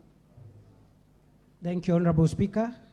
Honorable Speaker, just as I have told the House on the issue of operationalization of the administrative units that are gazetted and not operational, we are finalizing a criteria which will help us implement the recommendations of this House in the motion which was cited by the Honorable Member for Gilgil, to make sure that every sub-county has a civil registry. So what we've done is that we have taken the remainder of all, we have taken the list of all the sub-counties that do not have a civil registry, and we want to implement, because there are quite many, unlike the sub-counties, we want to implement that motion in the next 5 years, but based on a criteria. That criteria, just as in the first case with sub-counties, will be as follows. First of all, those that will get centers, because right now, Mr. Speaker, if I can explain this for half a minute. At the moment, we are opening these centers on the request of individual members of parliament. Like I cited the Kajiado North, it was a request by the MP. I cited Imenti South. The member for Imenti South, who can confirm, is the one who wrote and requested for a center. And we felt that perhaps we should have an objective criteria so that, again, we make sure that that implementation of the recommendation of this House is done fairly, equitably, and making sure that every part of the country is covered. So the criteria will involve, first of all, regional diversity, so that we pick in the first year, every region of our country will be represented in those that will be open this year, but also special and unique circumstances like topography, hardship, population, and so forth. Going forward, to avoid, complaints, public complaints, at a future date, now that this tradition of ministers appearing before the House has begun, I'll be more than happy later on, when the opportunity happens, to provide an update to the House where we are, the criteria we are using. By that time, we'll have adopted it, and then the rollout to ensure that no part of the country is favored and no part of the country will be left out. In fact, on the Wajir issue, generally northern Kenya, upper eastern, upper coast, pastoral areas generally, I think special attention will be given to those areas, because I have been there and I know it is quite challenging when one has to travel, as was the case raised by the member for Lamu East. You use 10,000 shillings to go and look for a birth certificate. Another Kenyan is using matatu and paying 50 bob to and fro. But all these factors will be taken into consideration, because we want an equitable country and a country where public policy is informed by objective criteria. Mr. Speaker, I thank you.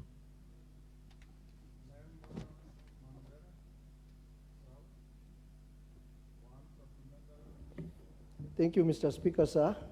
And I thank the minister for the answer. Probably most of the answers that I would have wanted had been preempted in the previous question. I feel the same. Yeah. So, but I will say, first of all, we have dwelt so much on birth certificates, but a functioning civil registration center and service actually has three very important events. That is registration of births, registration of marriages, and also registration of deaths. And even if we go digital, Mr. Speaker, sir, even if we go digital, you know, registration alone is not enough, because the Civil Registration Service has to provide the certificate as a proof of that registration. And that is why we are asking for physical facility and officers who would be in those centers. To put what I'm, particularly in my constituency, when I mentioned Elwak and I mentioned Kutulo, those are two sub-counties in one constituency, vastly, spread apart. Mandera town, where the civil registration center is, the only civil registration center we have in Mandera County, is 220 kilometers from Elwak. And I'm sure the cabinet secretary knows the problems that are there traveling between Elwak and Mandera, especially with the menace from those bad guys from across the border. That road has been a very risky road, especially when you are traveling between Elwak and Mandera, and also between Kutulo and Elwak. So you travel 220 kilometers, and the only bus... Honorable member, you are now making a speech. Okay, the only bus that you use for transport between two is the bus that comes from Nairobi. That's what you wait for, so that you can hike it to Mandera. So my plea to the cabinet secretary is that a sub-county like Elwak and Kutulo, which are some of the oldest in that region, surely require civil registration centers very urgently, because of the importance of those certificates that the Honorable Mother Wangari had mentioned earlier. The NEMIS. If you want to travel with your child from Mandera now, you cannot take that child on the flight if they don't have a birth certificate. And this all is a challenge, and we require those documents in Mandera.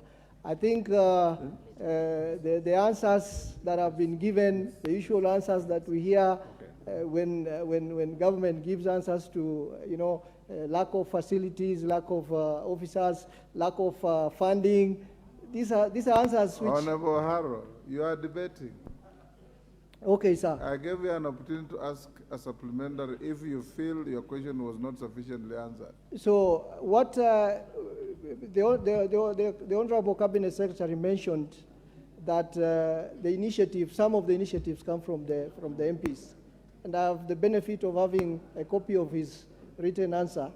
And he had mentioned of partnership between the Member of Parliament and the national government offices on the ground.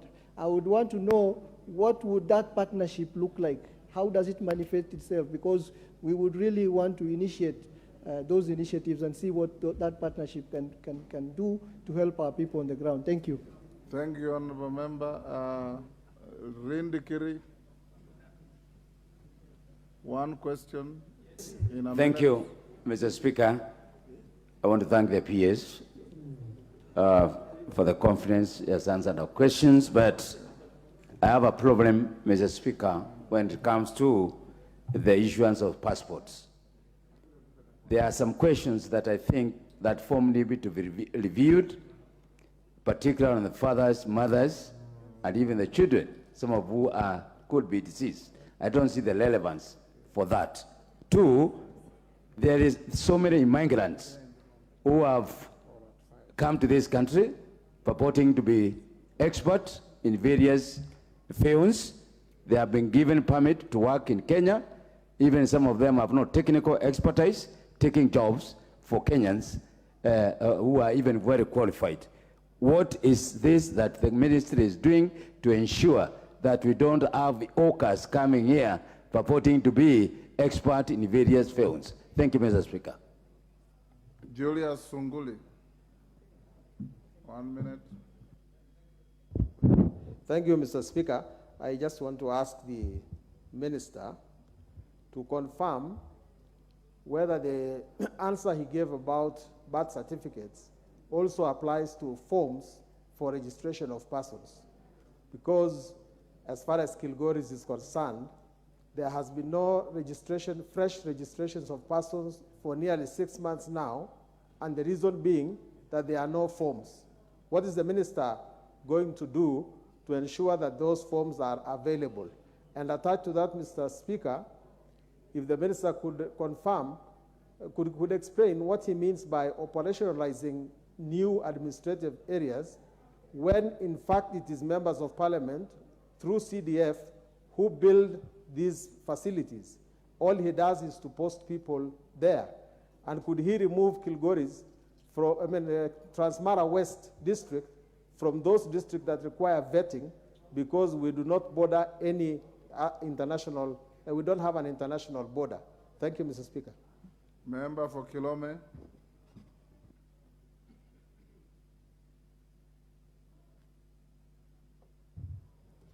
Thank you, Honorable Speaker, for the opportunity.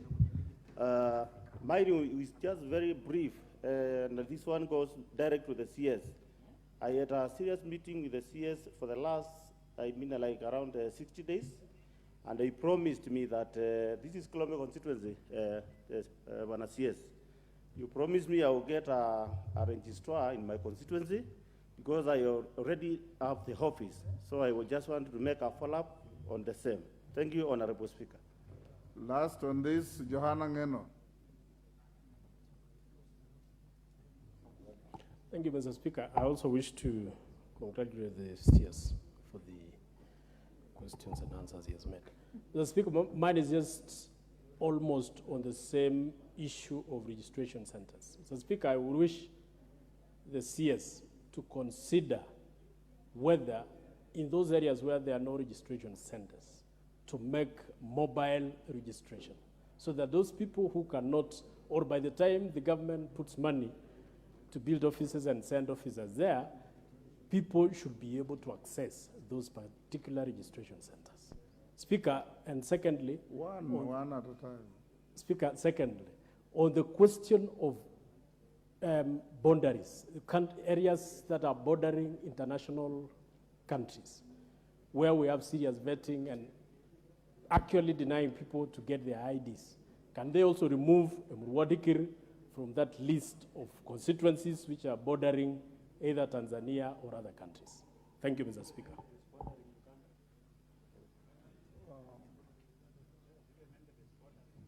Can we stop here on this question, members? Yes. Minister, answer those supplementaries.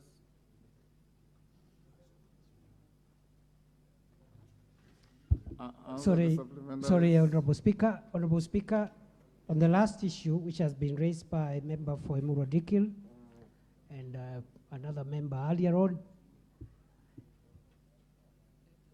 the government takes the view and has decided that vetting is a discriminative process which exposes citizens from certain parts of the country to unduly difficult procedures. Of course, the reason why this policy has been there is for good reasons. It's for our national security. Where you have large threats, then you need to be a bit careful so that you minimize security threats through the registration of our citizens. However, we have come up with a modality of ensuring that all critical documents from passports, IDs, birth certificates, all critical documents must be supplied within 21 days, irrespective of where the applicants come from. Where possible, they can come out in 3 days, in 7 days, in 10 days, but no Kenyan should wait for 6 months, for a year, for 2 years to get an ID or a passport simply because they come from a certain part of the country. Therefore, within the next 3 months, the policy of vetting in all the citizen registration services will be abolished and replaced with a new way of ensuring that all registration documents are achieved by all Kenyans within a maximum of 21 days. Honorable Speaker, the issue of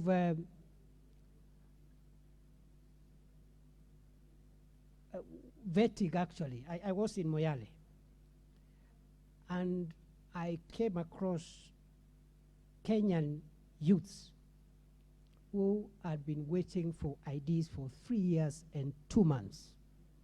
About 10 young people from Moyale. They applied when they were 18, now they are 21, and they are still waiting. Why? Vetting. We are still, NIS and other institutions are still verifying certain things. This is unacceptable. We are going to abolish that.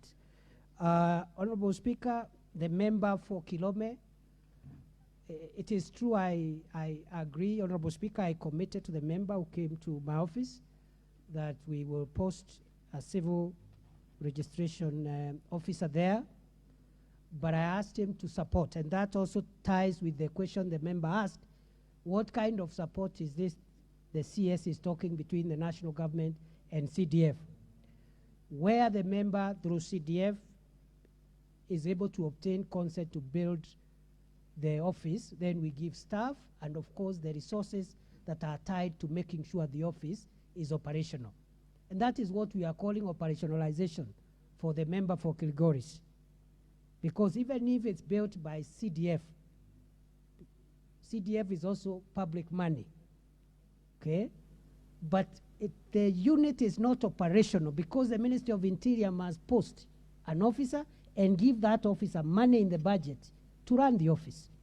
You can build an office and it's not operational because, one, there is no staff, or you have staff who have no budget to run the office. Honorable Speaker, therefore, in response to the member for Emurua Dikil, member for Kilgoris, and other members, vetting will not only be abolished in those constituencies, but across the country. And for the member for Kilome, now that the office is complete, I will post a civil registrar in Kilome on Monday. Thank you, Mr. Speaker. Honorable Joseph Gitari, you have two questions in a row. Minister, indulge him to ask both at the same time. They seem to be related to security issues. So ask question 106 and 107. Together. Together. Thank you, Speaker. I wish to ask question 106 of 2023, where I'm asking the Cabinet Secretary. Minister, note that there are two questions coming at the same time.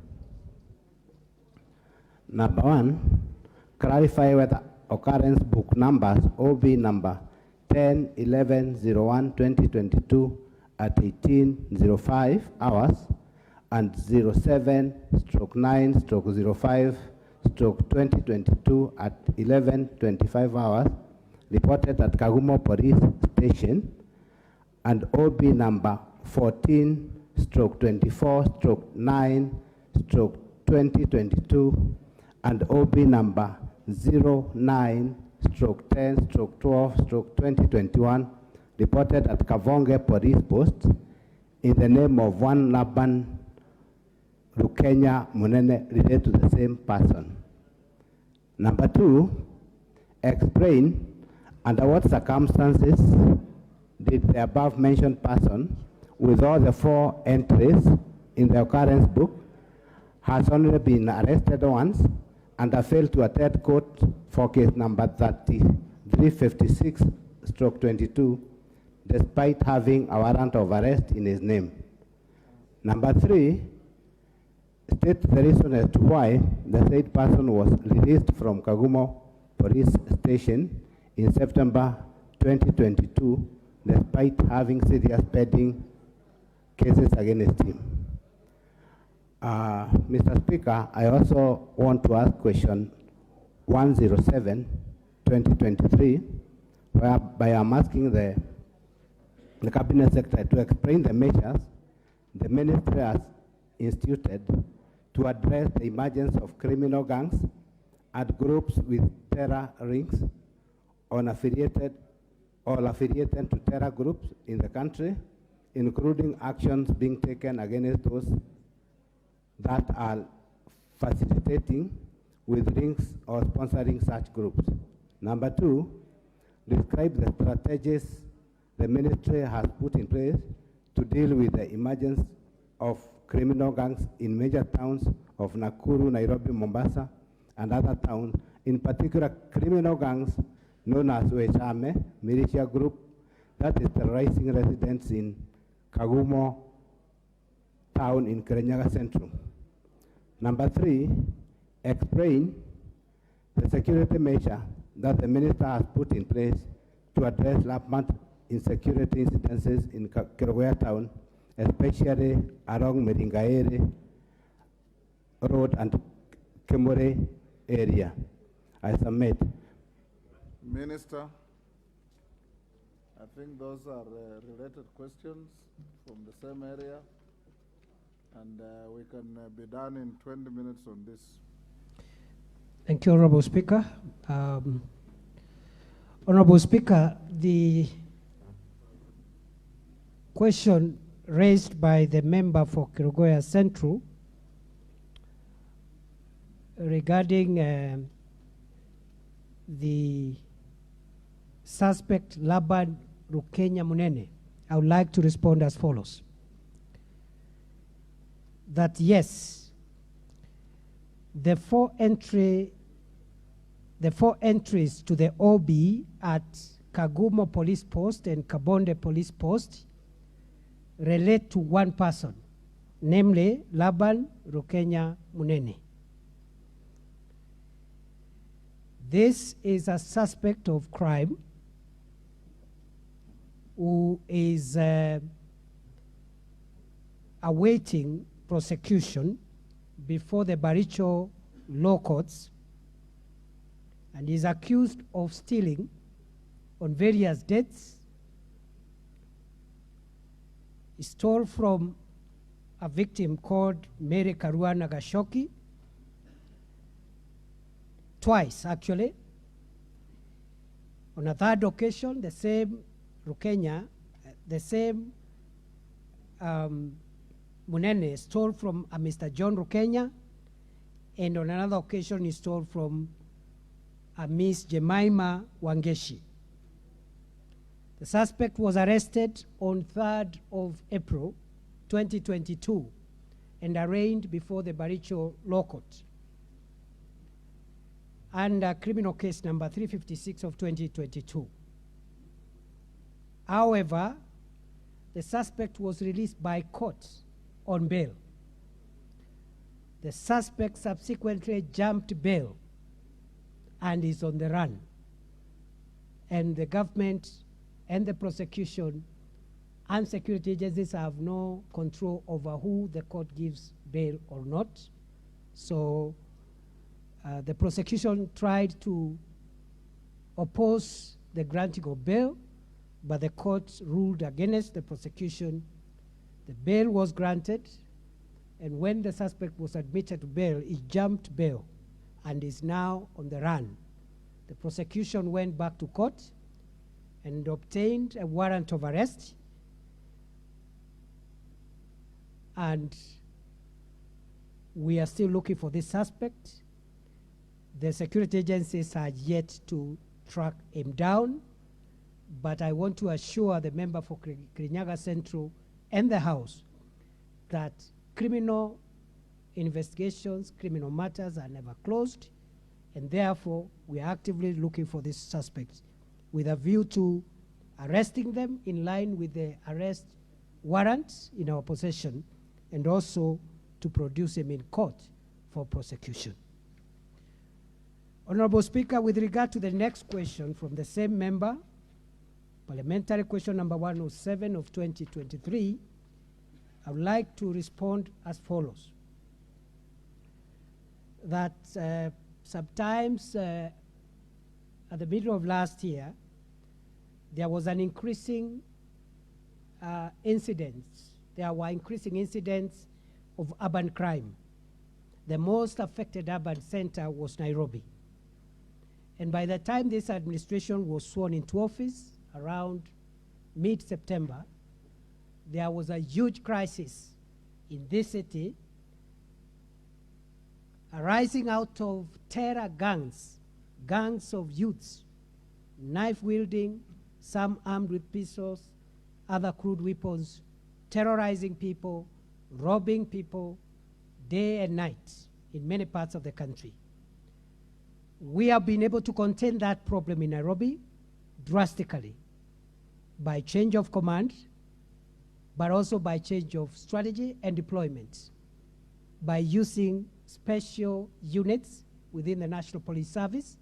And by and large, I think I am happy that crime has come down by nearly more than 60%, if not more, based on the statistics we are getting, and that matter is under control. But we are also aware there have been some criminal gangs terrorizing people in Nakuru, a gang called Confirm. We have been able to neutralize that threat because 3-4 months ago, it was a real menace.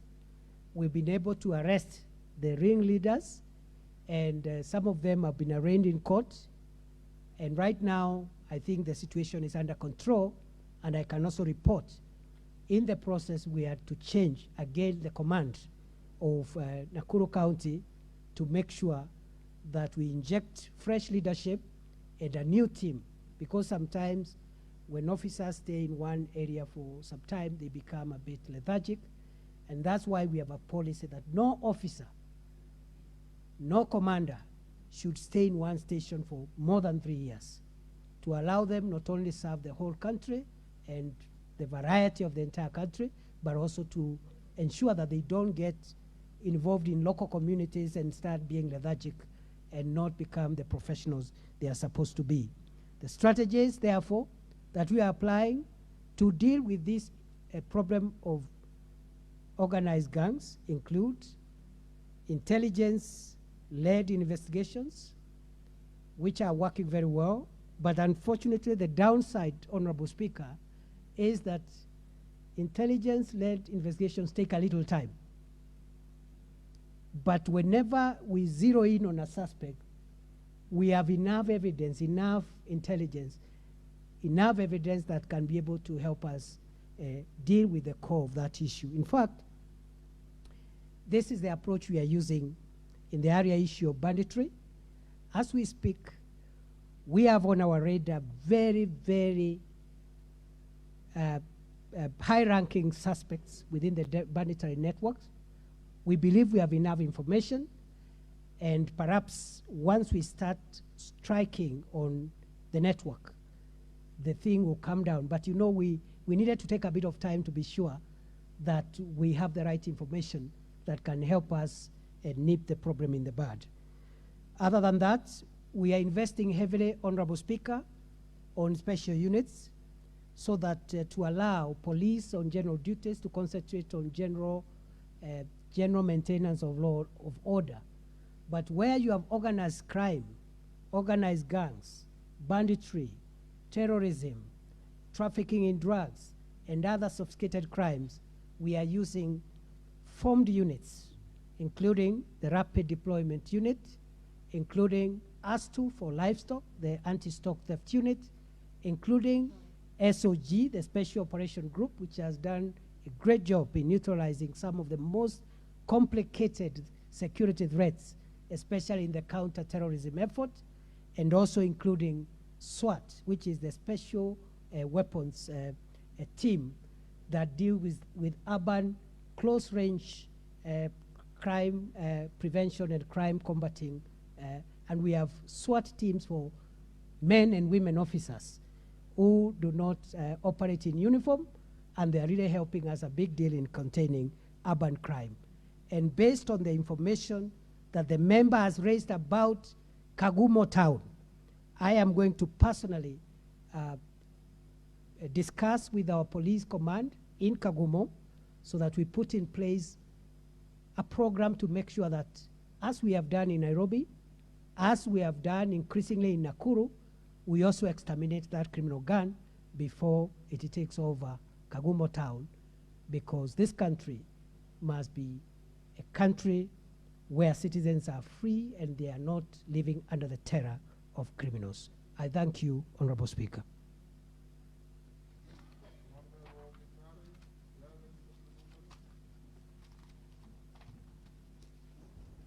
Thank you, Mr. Speaker. Thank you, CS, for the elaborate answer for the two questions.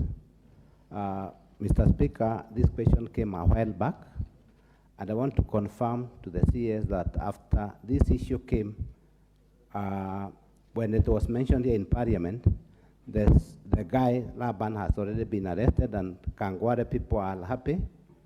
He has been arrested. He was arrested on Monday. that is Easter Monday.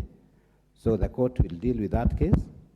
On the other issue, I want to commend the CS, Mr. Speaker, because I went to his office personally, and we discussed issues about Kagumo, and so far, the OCS who had overstayed has so far left the station, and even the OCS for another area in Kanyekine called Mutito, who has also left. On the other question, there were a number of as the CS is saying, there were serious criminals, especially in the Kagumo area. They were breaking into businesses, and this was immediately after the elections. But I want to confirm that this has so far gone down, and we are happy with the work we are doing, Bwana CS. I don't have any other question. I thank you. Yes, those are just comments. Kikaria.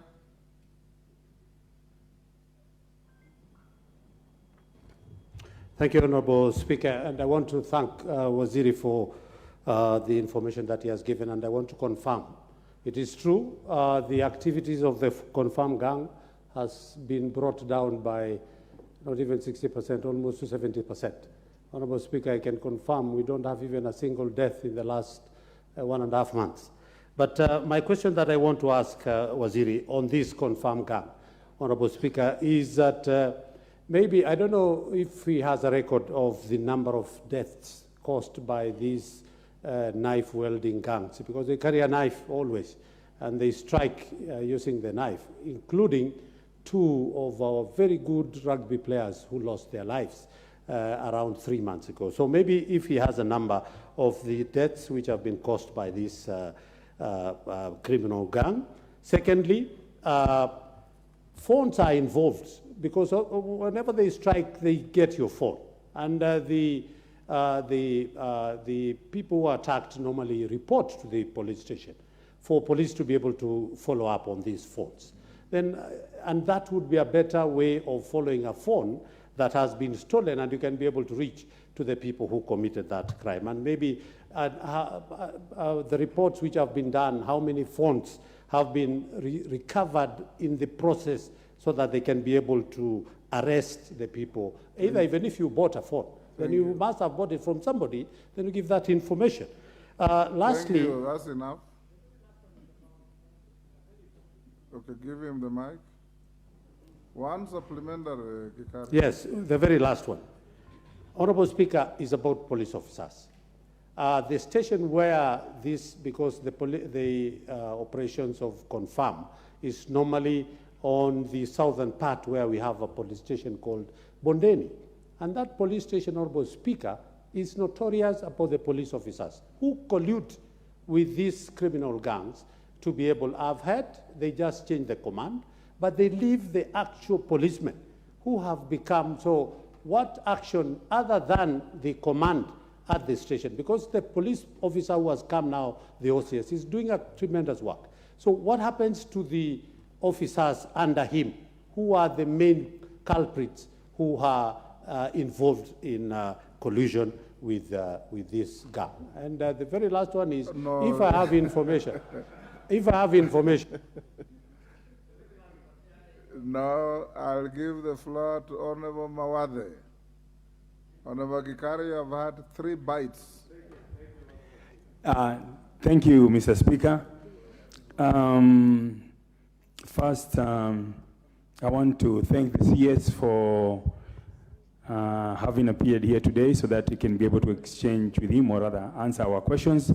First of all, I want to ask the Bwana CS, are you aware that on Thursday, March the 30th, a 17-year-old high school student by the name Master Ezekiel Macau of Double Vision Secondary School was shot at Pipeline Estate, a resident of Pipeline Estate.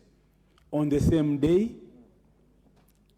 also, a 16-year-old boy by the name Master Stephen Mwau Muthusi was hit with a tear gas canister on the head, admitted at Kenyatta National Hospital, and succumbed to the injuries and taken to the city mortuary.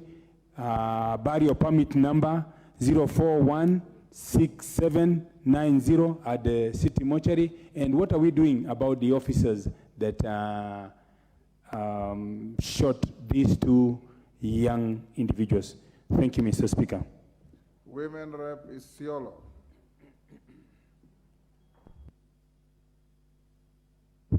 Thank you, Mr. Speaker.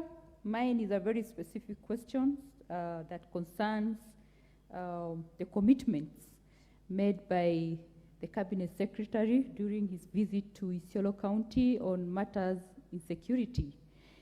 First of all, I would like to thank him for making an effort to go to specific places where we've been having a challenge with insecurity along the border. That is Garissa, Wajir, and Samburu area, where it's becoming a security hotspot. We may be enjoying a relative peace at the moment because of the drought situation that has existed before, but now we are getting out of that with the blessings of the rain. Most expected scenario will be, there will be hate.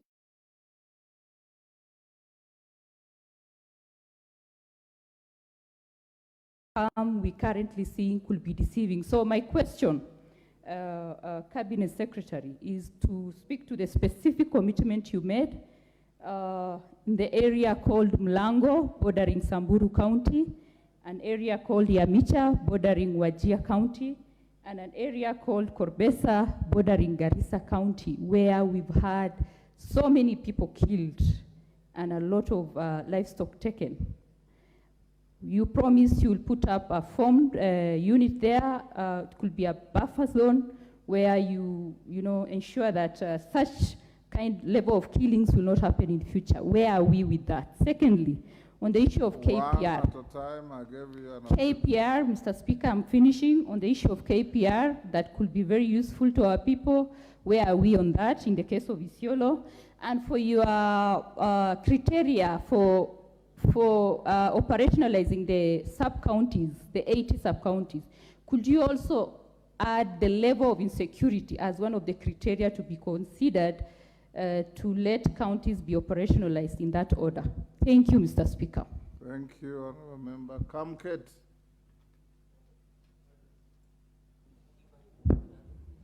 Mr. Speaker, thank you. Mr. Speaker,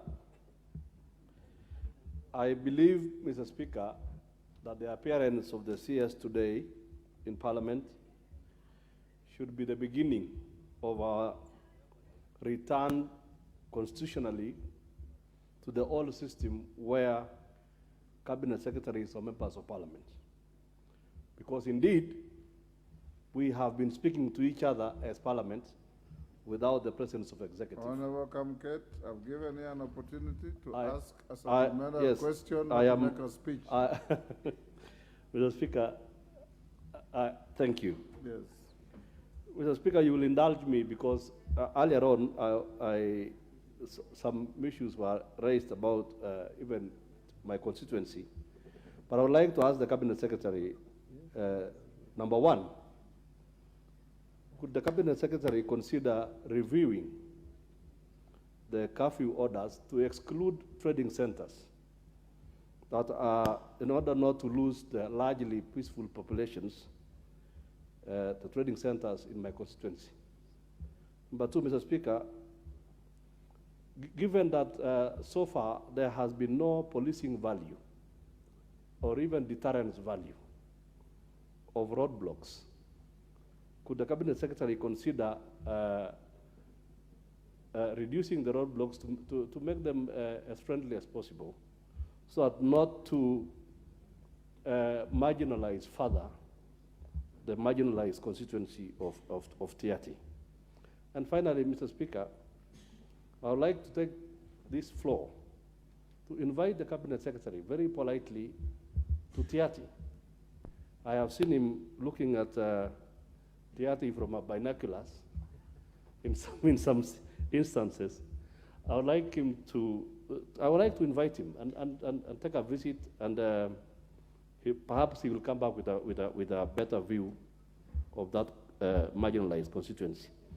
There are, finally, sorry, Speaker, There are some gazetted administrative units, and there are others which we have proposed in order to bring government as close to the people as possible.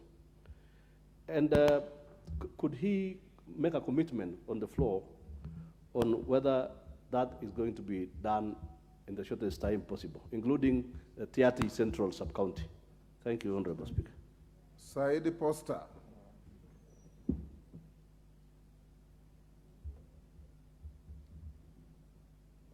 Give the mic to member for Galole. Thank you, Speaker. Speaker, Tana River leaders had a meeting with the CS about 2 months ago.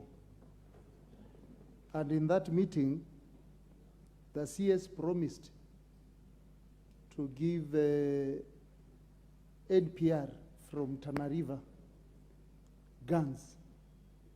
But we have not seen those guns up to now. I want the CS to tell us when we are getting those guns. Tana River borders Lamu, and you know Lamu is a very volatile area in terms of security issues. So when are we getting those guns for our NPR? Thank you. Thank you.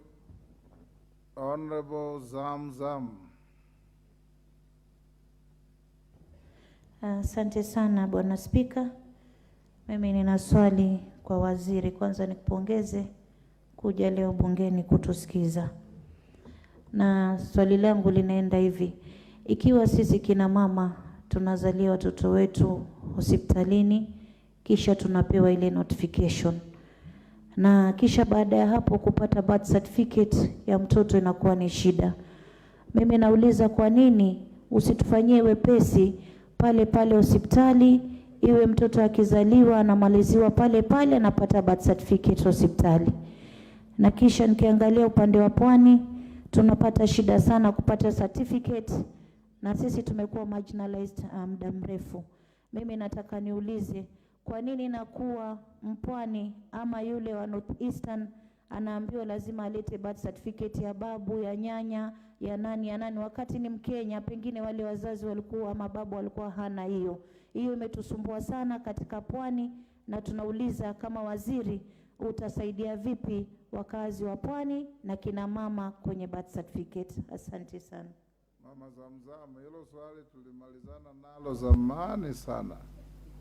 Sasa tuko na swali la mageng ya uhalifu. Mupe, ilikuwa inakuasha? Hilo swali limenuasha kwa sababu ndio utata ulioko ndani ya Pwani, kwa hiyo sikupata mwanya, nimepitilizia hapo. Asante Bwana Spika. Asante mami. Yes, Honorable.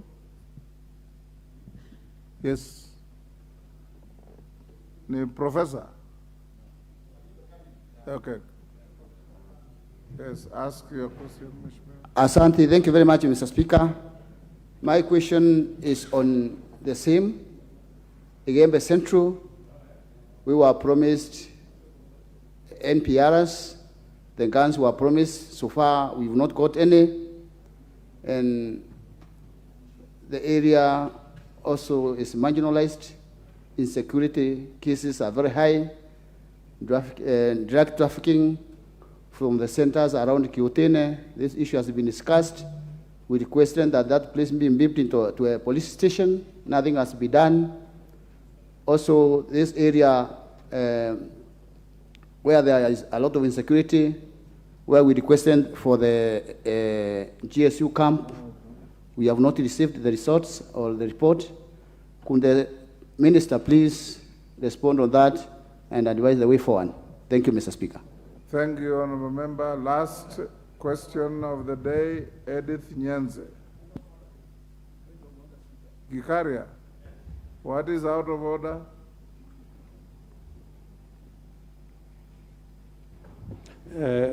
Thank you, Honorable Speaker. This comes out of what the immediate Speaker, Mheshimiwa, has just indicated. Honorable Speaker, it's about the implementation of Waziri coming here, the commitments which are done. I had intended to ask towards the end, but that is yours, so that you can give us direction, Honorable Speaker, is that the Committee on Implementation is the one that takes up these matters once a commitment has been done. And I don't know whether we have any members of the Committee on Implementation, for them to be able to be picking up what the minister is committing to do, like what you have just said, that it was promised and it was never done. So that is a work of a committee. I'm only asking. I'm sorry. Something untenable. That is why we have Hansard, and that's why we have these officers sitting in front of the Speaker. Yes. Edith Nyenze, what is out of order?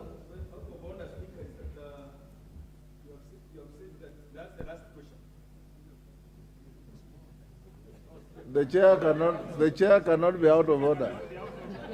Take your seat. Take your seat, honorable member. Edith Nyenze. Thank you, Mr. Speaker.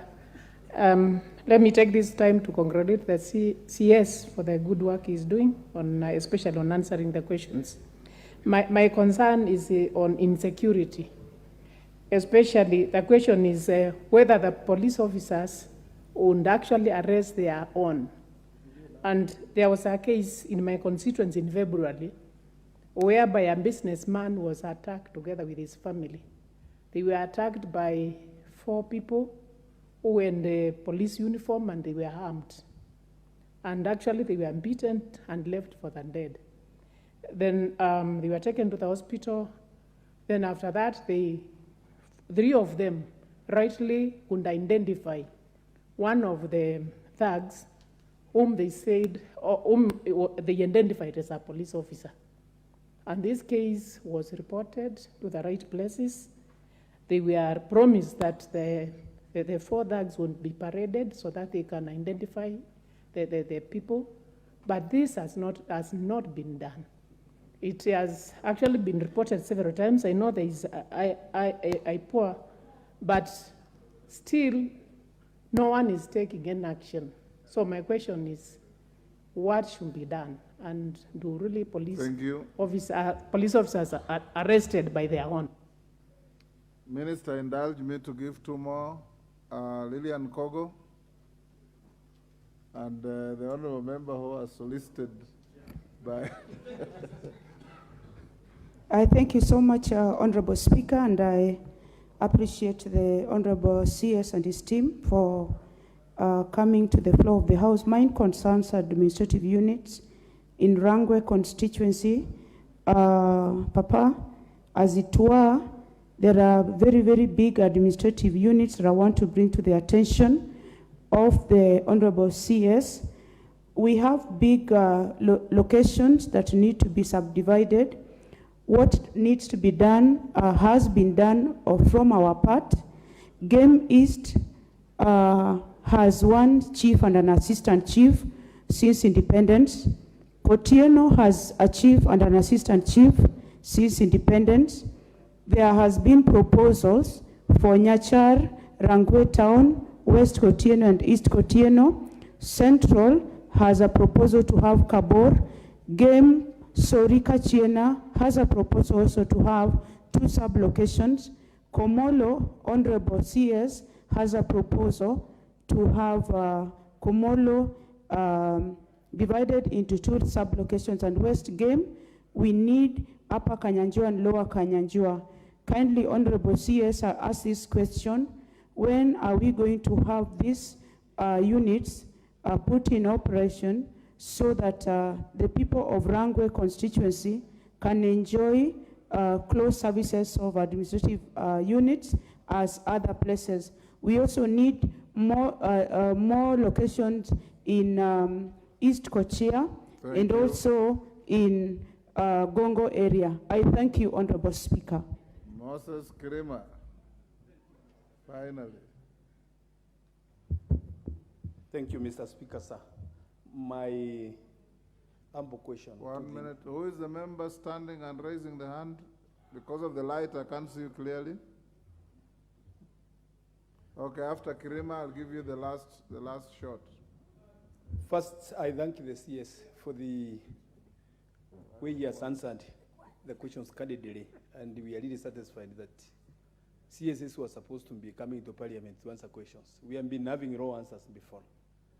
Then, Mr. Speaker, sir, my humble question is to the CS, to the extent that in my constituency and the surrounding constituencies in Meru County, we have been hit hard by hand and drugs menace.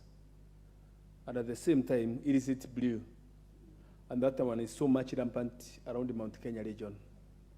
What is the CS doing to make sure that we stamp out these hand and drugs? Because almost in every market, you find a group of youths sitting down, and there are suppliers who comes in pikis, and these hand and drugs are not manufactured in Meru.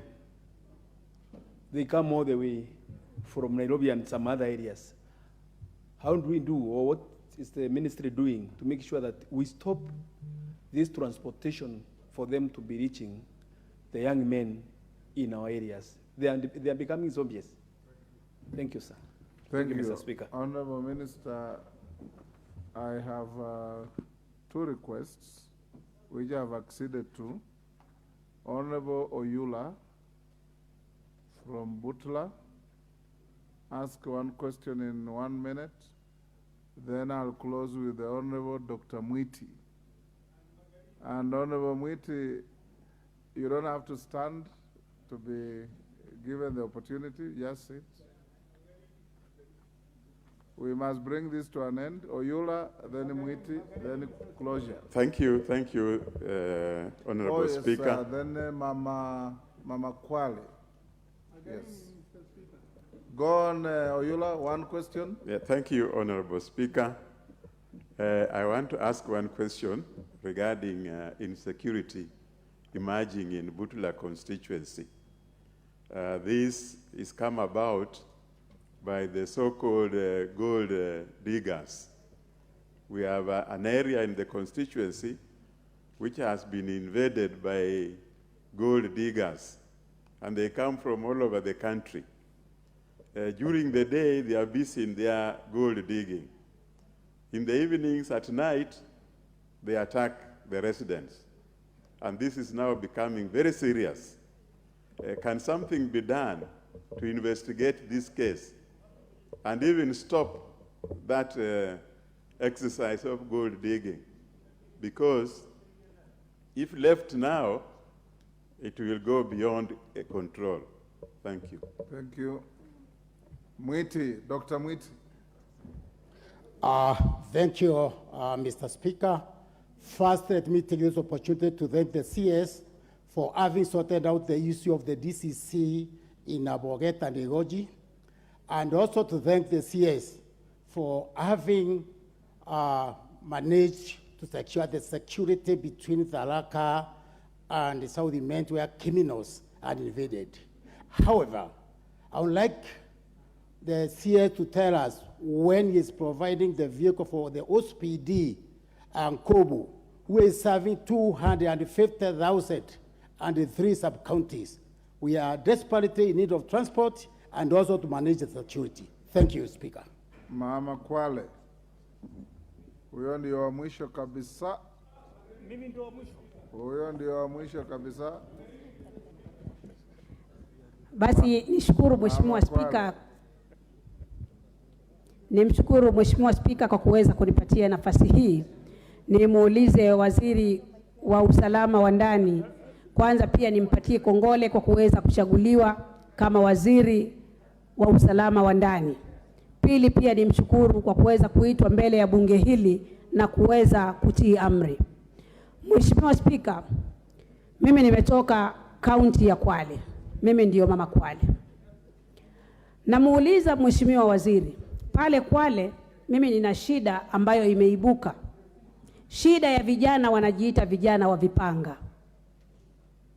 Vijana wadogo sana, vijana wa miaka 13 mpaka miaka 17, 16 hapo. Vijana wanauana wenyewe kwa wenyewe. Vijana wanatumia madawa ya kulevya ambayo yana msisimko fulani ndani ya mwili, inamtuma kijana kwenda kumuua mwenzake. Wanaweza kuwa wamekaa mahali pamoja wakinywa kahawa na wakageukiana wakakatana mapanga. Nina idadi ya vijana ambao wameuana kutoka mtaa mmoja hadi mwingine. Mheshimiwa Spika, kuna sehemu inaitwa mahali nilizaliwa, Ngombeni Ward. Ina vijiji takriban vijiji 27. Lakini kijana hawezi kutoka kwa kijiji kimoja kwenda kwa kijiji kingine, aidha kwa kutembea au kijana wa bodaboda kutoka kijiji kimoja kwenda kijiji kingine, kwa hofu ya mauaji ya wenyewe kwa wenyewe. Na polisi wetu wameshindwa kudhibiti hali ile. Mheshimiwa Spika, swali ni lipi?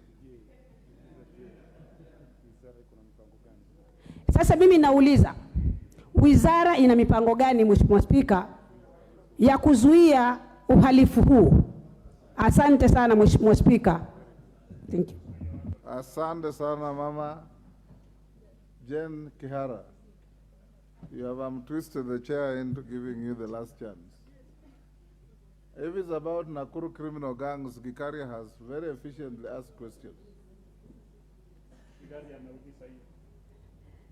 Yes. Yes, I know. Thank you very much, Mr. Speaker.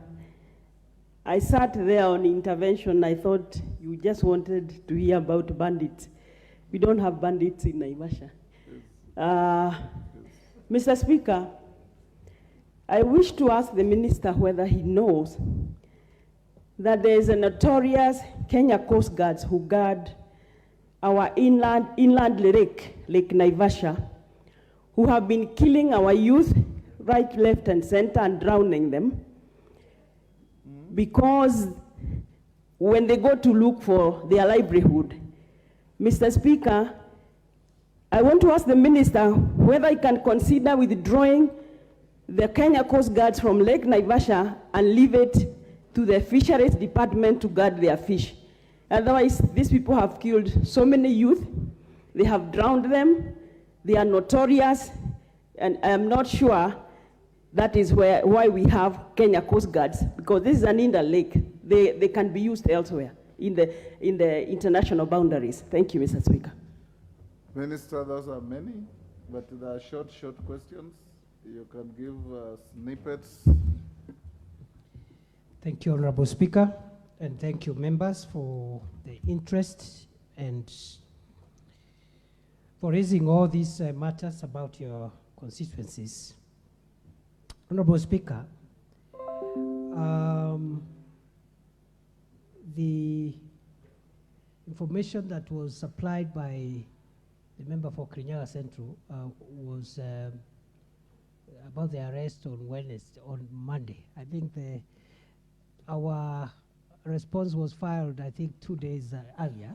It was filed yesterday. It was prepared on Monday. That's why that had not been captured. You should bask in the compliment and move And on. therefore, I wanted to thank the Honorable Kitari for that information.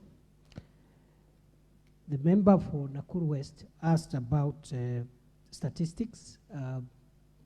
We can provide them, but not right now. Perhaps that's something he can follow up in the office or even through the parliamentary channels. But I also want to confirm to the same member that about 3 weeks ago, we arrested one of the top suspects of this gang. And in his possession were found nearly 600 phones. The excuse he gave is that this is a dealer in second-hand phones. He could not provide the evidence. We have charged him. But right now, all those phones are with the DCI. The Crime Research Intelligence Bureau is analyzing those phones. If they can help us, perhaps net a few more individuals. And therefore, I agree with the member for Nakuru Town West that the phones that are stolen can help us even track victims who are alive, who can even give us more information about who stole from them, and we continue tracking and finding these criminals and their command system. Honorable Speaker, I have also heard from the member for Nakuru Town West about the east, the Honorable Gekaria, about the Bondeni police station. We will follow up. But as I've said, the policy of government, which we are going to apply across the country, in every polling station across Kenya, every police station, every police post, no officer of whatever rank who has served more than 3 years will remain there. So not just for Bondeni. We are going to do it. It's going to be across the country. If you have served in a station, in a police post for 3 years, it is time to go. Honorable Speaker, with regard to the question raised by the member for Embakasi South, with regard to the 2 deaths, I will need to establish where the investigations are on those 2 matters. But as I said earlier, if these deaths are related to the protests, it will be unlikely that police officers have been used to engage with live ammunition, because the policy of this administration is that they can use other methods of crowd control but not live bullets. So we will have to find out where investigations are on this matter and perhaps reports. And the member is free to visit us in our office. My colleagues are here, the PSs and other senior officers will support you to find justice for your constituents and make sure that those matters are taken up to conclusion. We have nothing to hide. And we have told our police officers that any officer who uses their firearms to enforce law and order and to defend themselves from being hurt by criminals, dangerous criminals, in the manner in which the Constitution and the law allows, we will defend those officers everywhere and openly. Because also, we don't want our officers to be fodder for criminals. The same pain I feel when a citizen is killed by a police officer is the same pain I feel when a police officer wearing the uniform of our country is brought down by a criminal. So we will defend any officer who prevents a criminal from killing them or killing innocent people. But at the same time, we have told our police officers, all of them, all the ranks, any police officer who misuses firearms outside the law to kill, that officer will be on their own. In fact, government will be the one pursuing justice on behalf of those victims. So that is the policy position on the use of lethal force, especially by police officers. Honorable Speaker, there was also the issue raised by the member for Isiolo. I've been to Isiolo 3-4 times, and as I said, Honorable Speaker, we are trying our best to make sure that we address security challenges on the ground where they happen. The country is big. We've only been in office for 5 months. I want to assure you, Honorable Speaker, that after a year, I don't think there will be any part of the country, any constituency where the minister and my colleagues in the senior leadership of the ministry will not have come to assist you as leaders and your people to tackle your problems about security. We are on the way. It's only that we cannot be everywhere, and we have only been in office for a very short period of time. In response, therefore, to the question raised by the member for Isiolo County, the Honorable Mumina, we are ready to establish the formed units for Mlango and Yamicha as promised. I have been ready for the last 2 weeks. I contacted some of the leadership, and I was advised because of Ramadan, we do deployment immediately after Eid al-Fitr. So I want to promise concretely that within a month, we'll have formed units in Yamicha and Mlango to make sure that we don't have the incidents we've had there. I also want to commit that also we'll establish the Corpus police post also within the same period of 1 month. Honorable Speaker, there was also, of course, the issue of NPRs is we've had challenges with because the deployments that we need to do now were not in last year's budget. So we had to stagger the deployments a little bit to allow us factor in budgetary provisions. And therefore, where you have delays in some of the places that have been raised, it is because of budgetary constraints. But every commitment that has been made will be met. We did not make any commitment just for the sake of it. And therefore, I will again expedite and prioritize the commitment for Isiolo. I know, Honorable Speaker, I can mention also there is a request from Marsabit, which was raised by Honorable Didaraso about that area around Marsabit town. Again, in the next 2 to 3 weeks, we will have deployed because of the unique circumstances that the Honorable Member and the leaders from Marsabit raised. Honorable Speaker, there was also the question which was raised by the member for Tiati, the Honorable Kamket, who correctly stated that he saw photographs of the minister looking at Tiati on binoculars.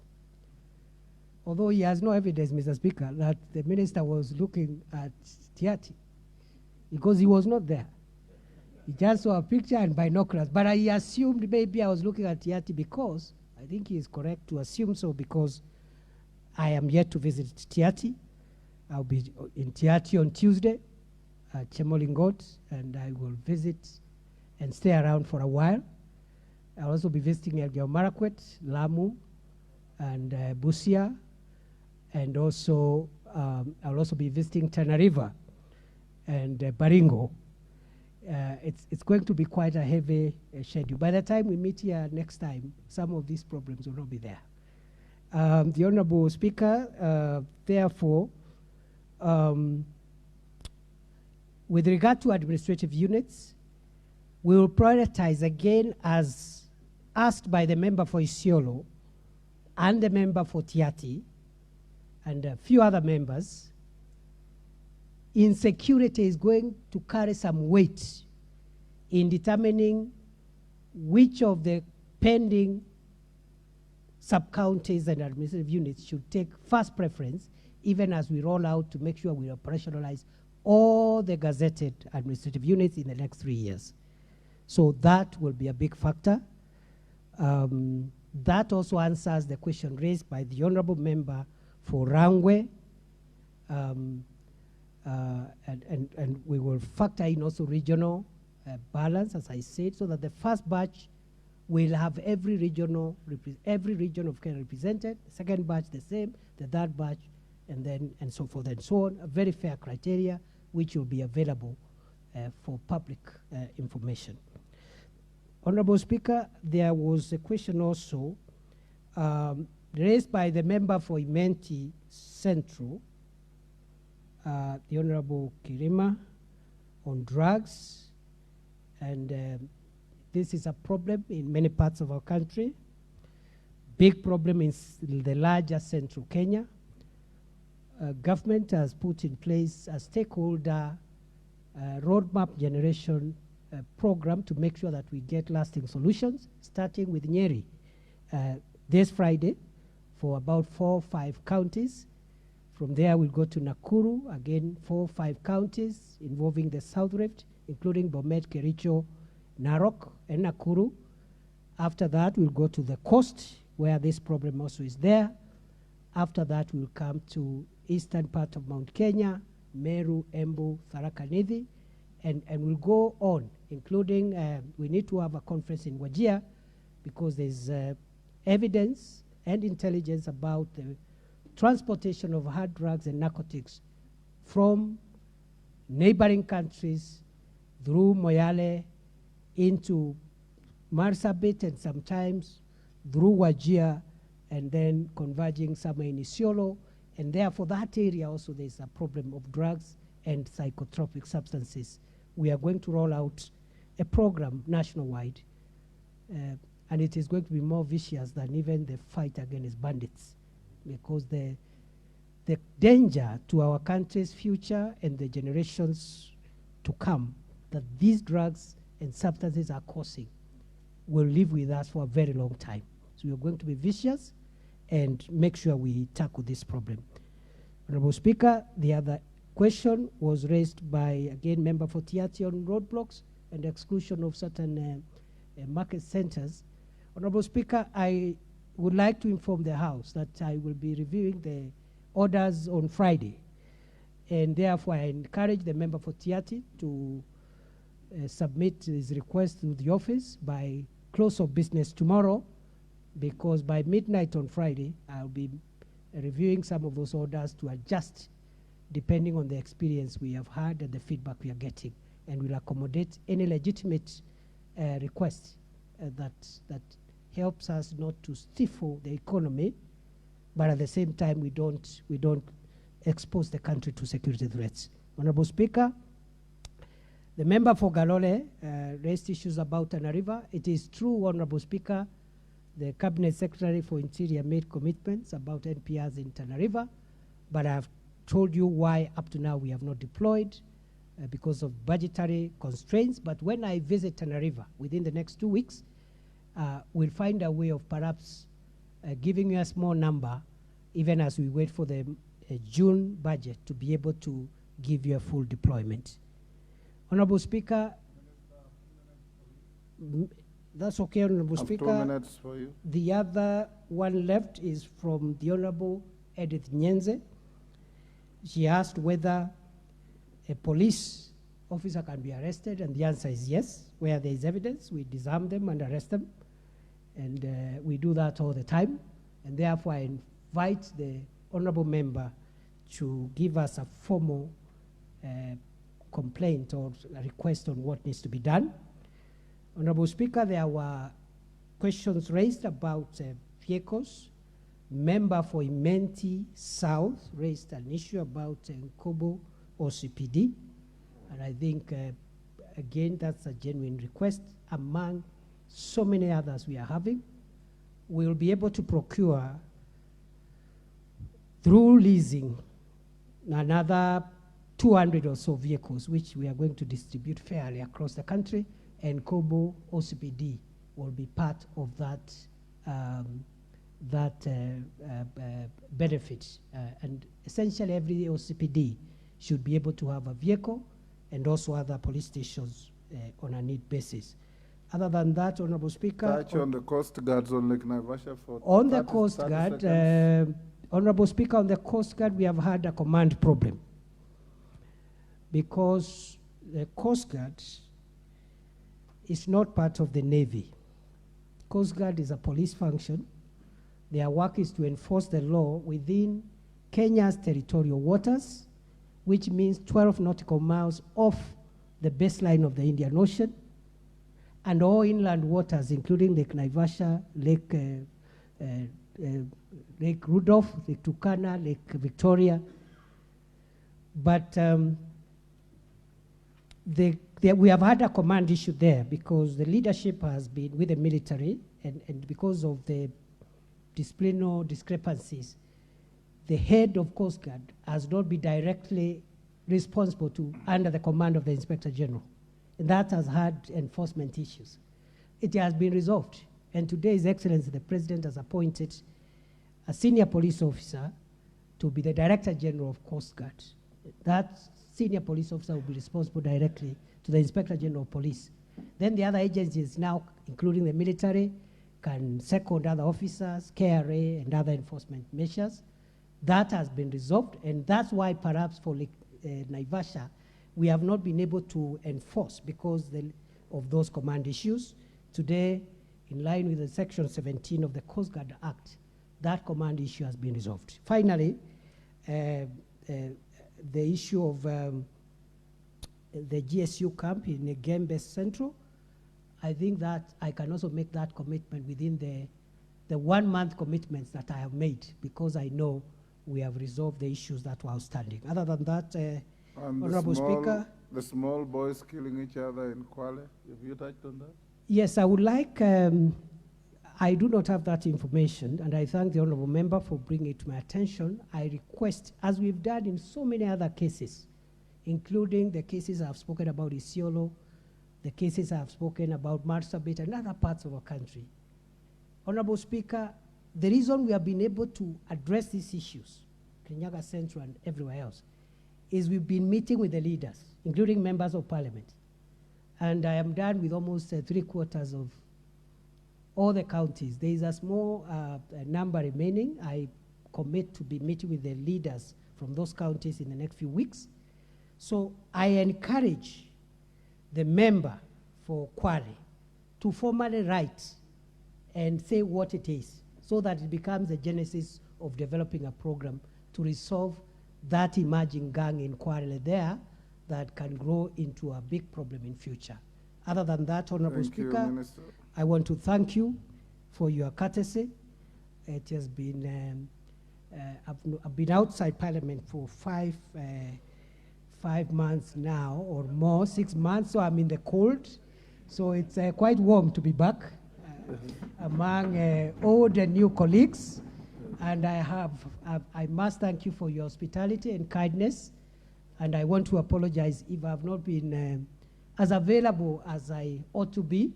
We'll try and improve and work together with you as elected leaders to deliver the vision of a safe Kenya and a country where the leadership responds to the needs of the public. Thank you, Mr. Speaker. Thank you, Minister. You may take your seat there. I have a request from the chair of the committee that oversights your ministry. Honorable Tongoyo, we have exhausted our 3 hours. We have only about 4 minutes left. So I'll give you 2 minutes to say what you want to say. Thank you, Honorable Speaker. I will try to finish what I wanted to say. The 2 minutes allocated. Mine is first to congratulate and commend the Honorable CS for Interior and Interior and Government Coordination for being the first to appear before this House to answer to these questions of members. And true, Mr. Speaker, he has really done it well. I'm sure from the majority of the questions asked by members, he has really answered them satisfactorily and clearly well. And this confirmed the wisdom of His Excellency the President to have the standing orders amended to allow the cabinet secretaries to appear in this House to answer members' questions. I'm sure he has really set the bar so high. I'm sure the rest of the cabinet secretaries appearing will really have a little bit of hard time to match up. Mr. Speaker, from the interest generated by members, inform the importance of the matter security in this country. And I want to personally take this opportunity to thank the CS, whom I've worked so closely with since he was appointed. And I can confirm that I think he's the only cabinet secretary who has never traveled out of this country, because he has been always attending to the matters of his matters of this country. And he has actually demonstrated that he has even managed to have traveled to almost every part of this country. So he's a very dedicated officer, he's a very dedicated minister. And there's been a complaint from members of this House that majority of cabinet secretaries hardly respond to their request, to their phone calls, but Professor Kindiki has been an exceptional.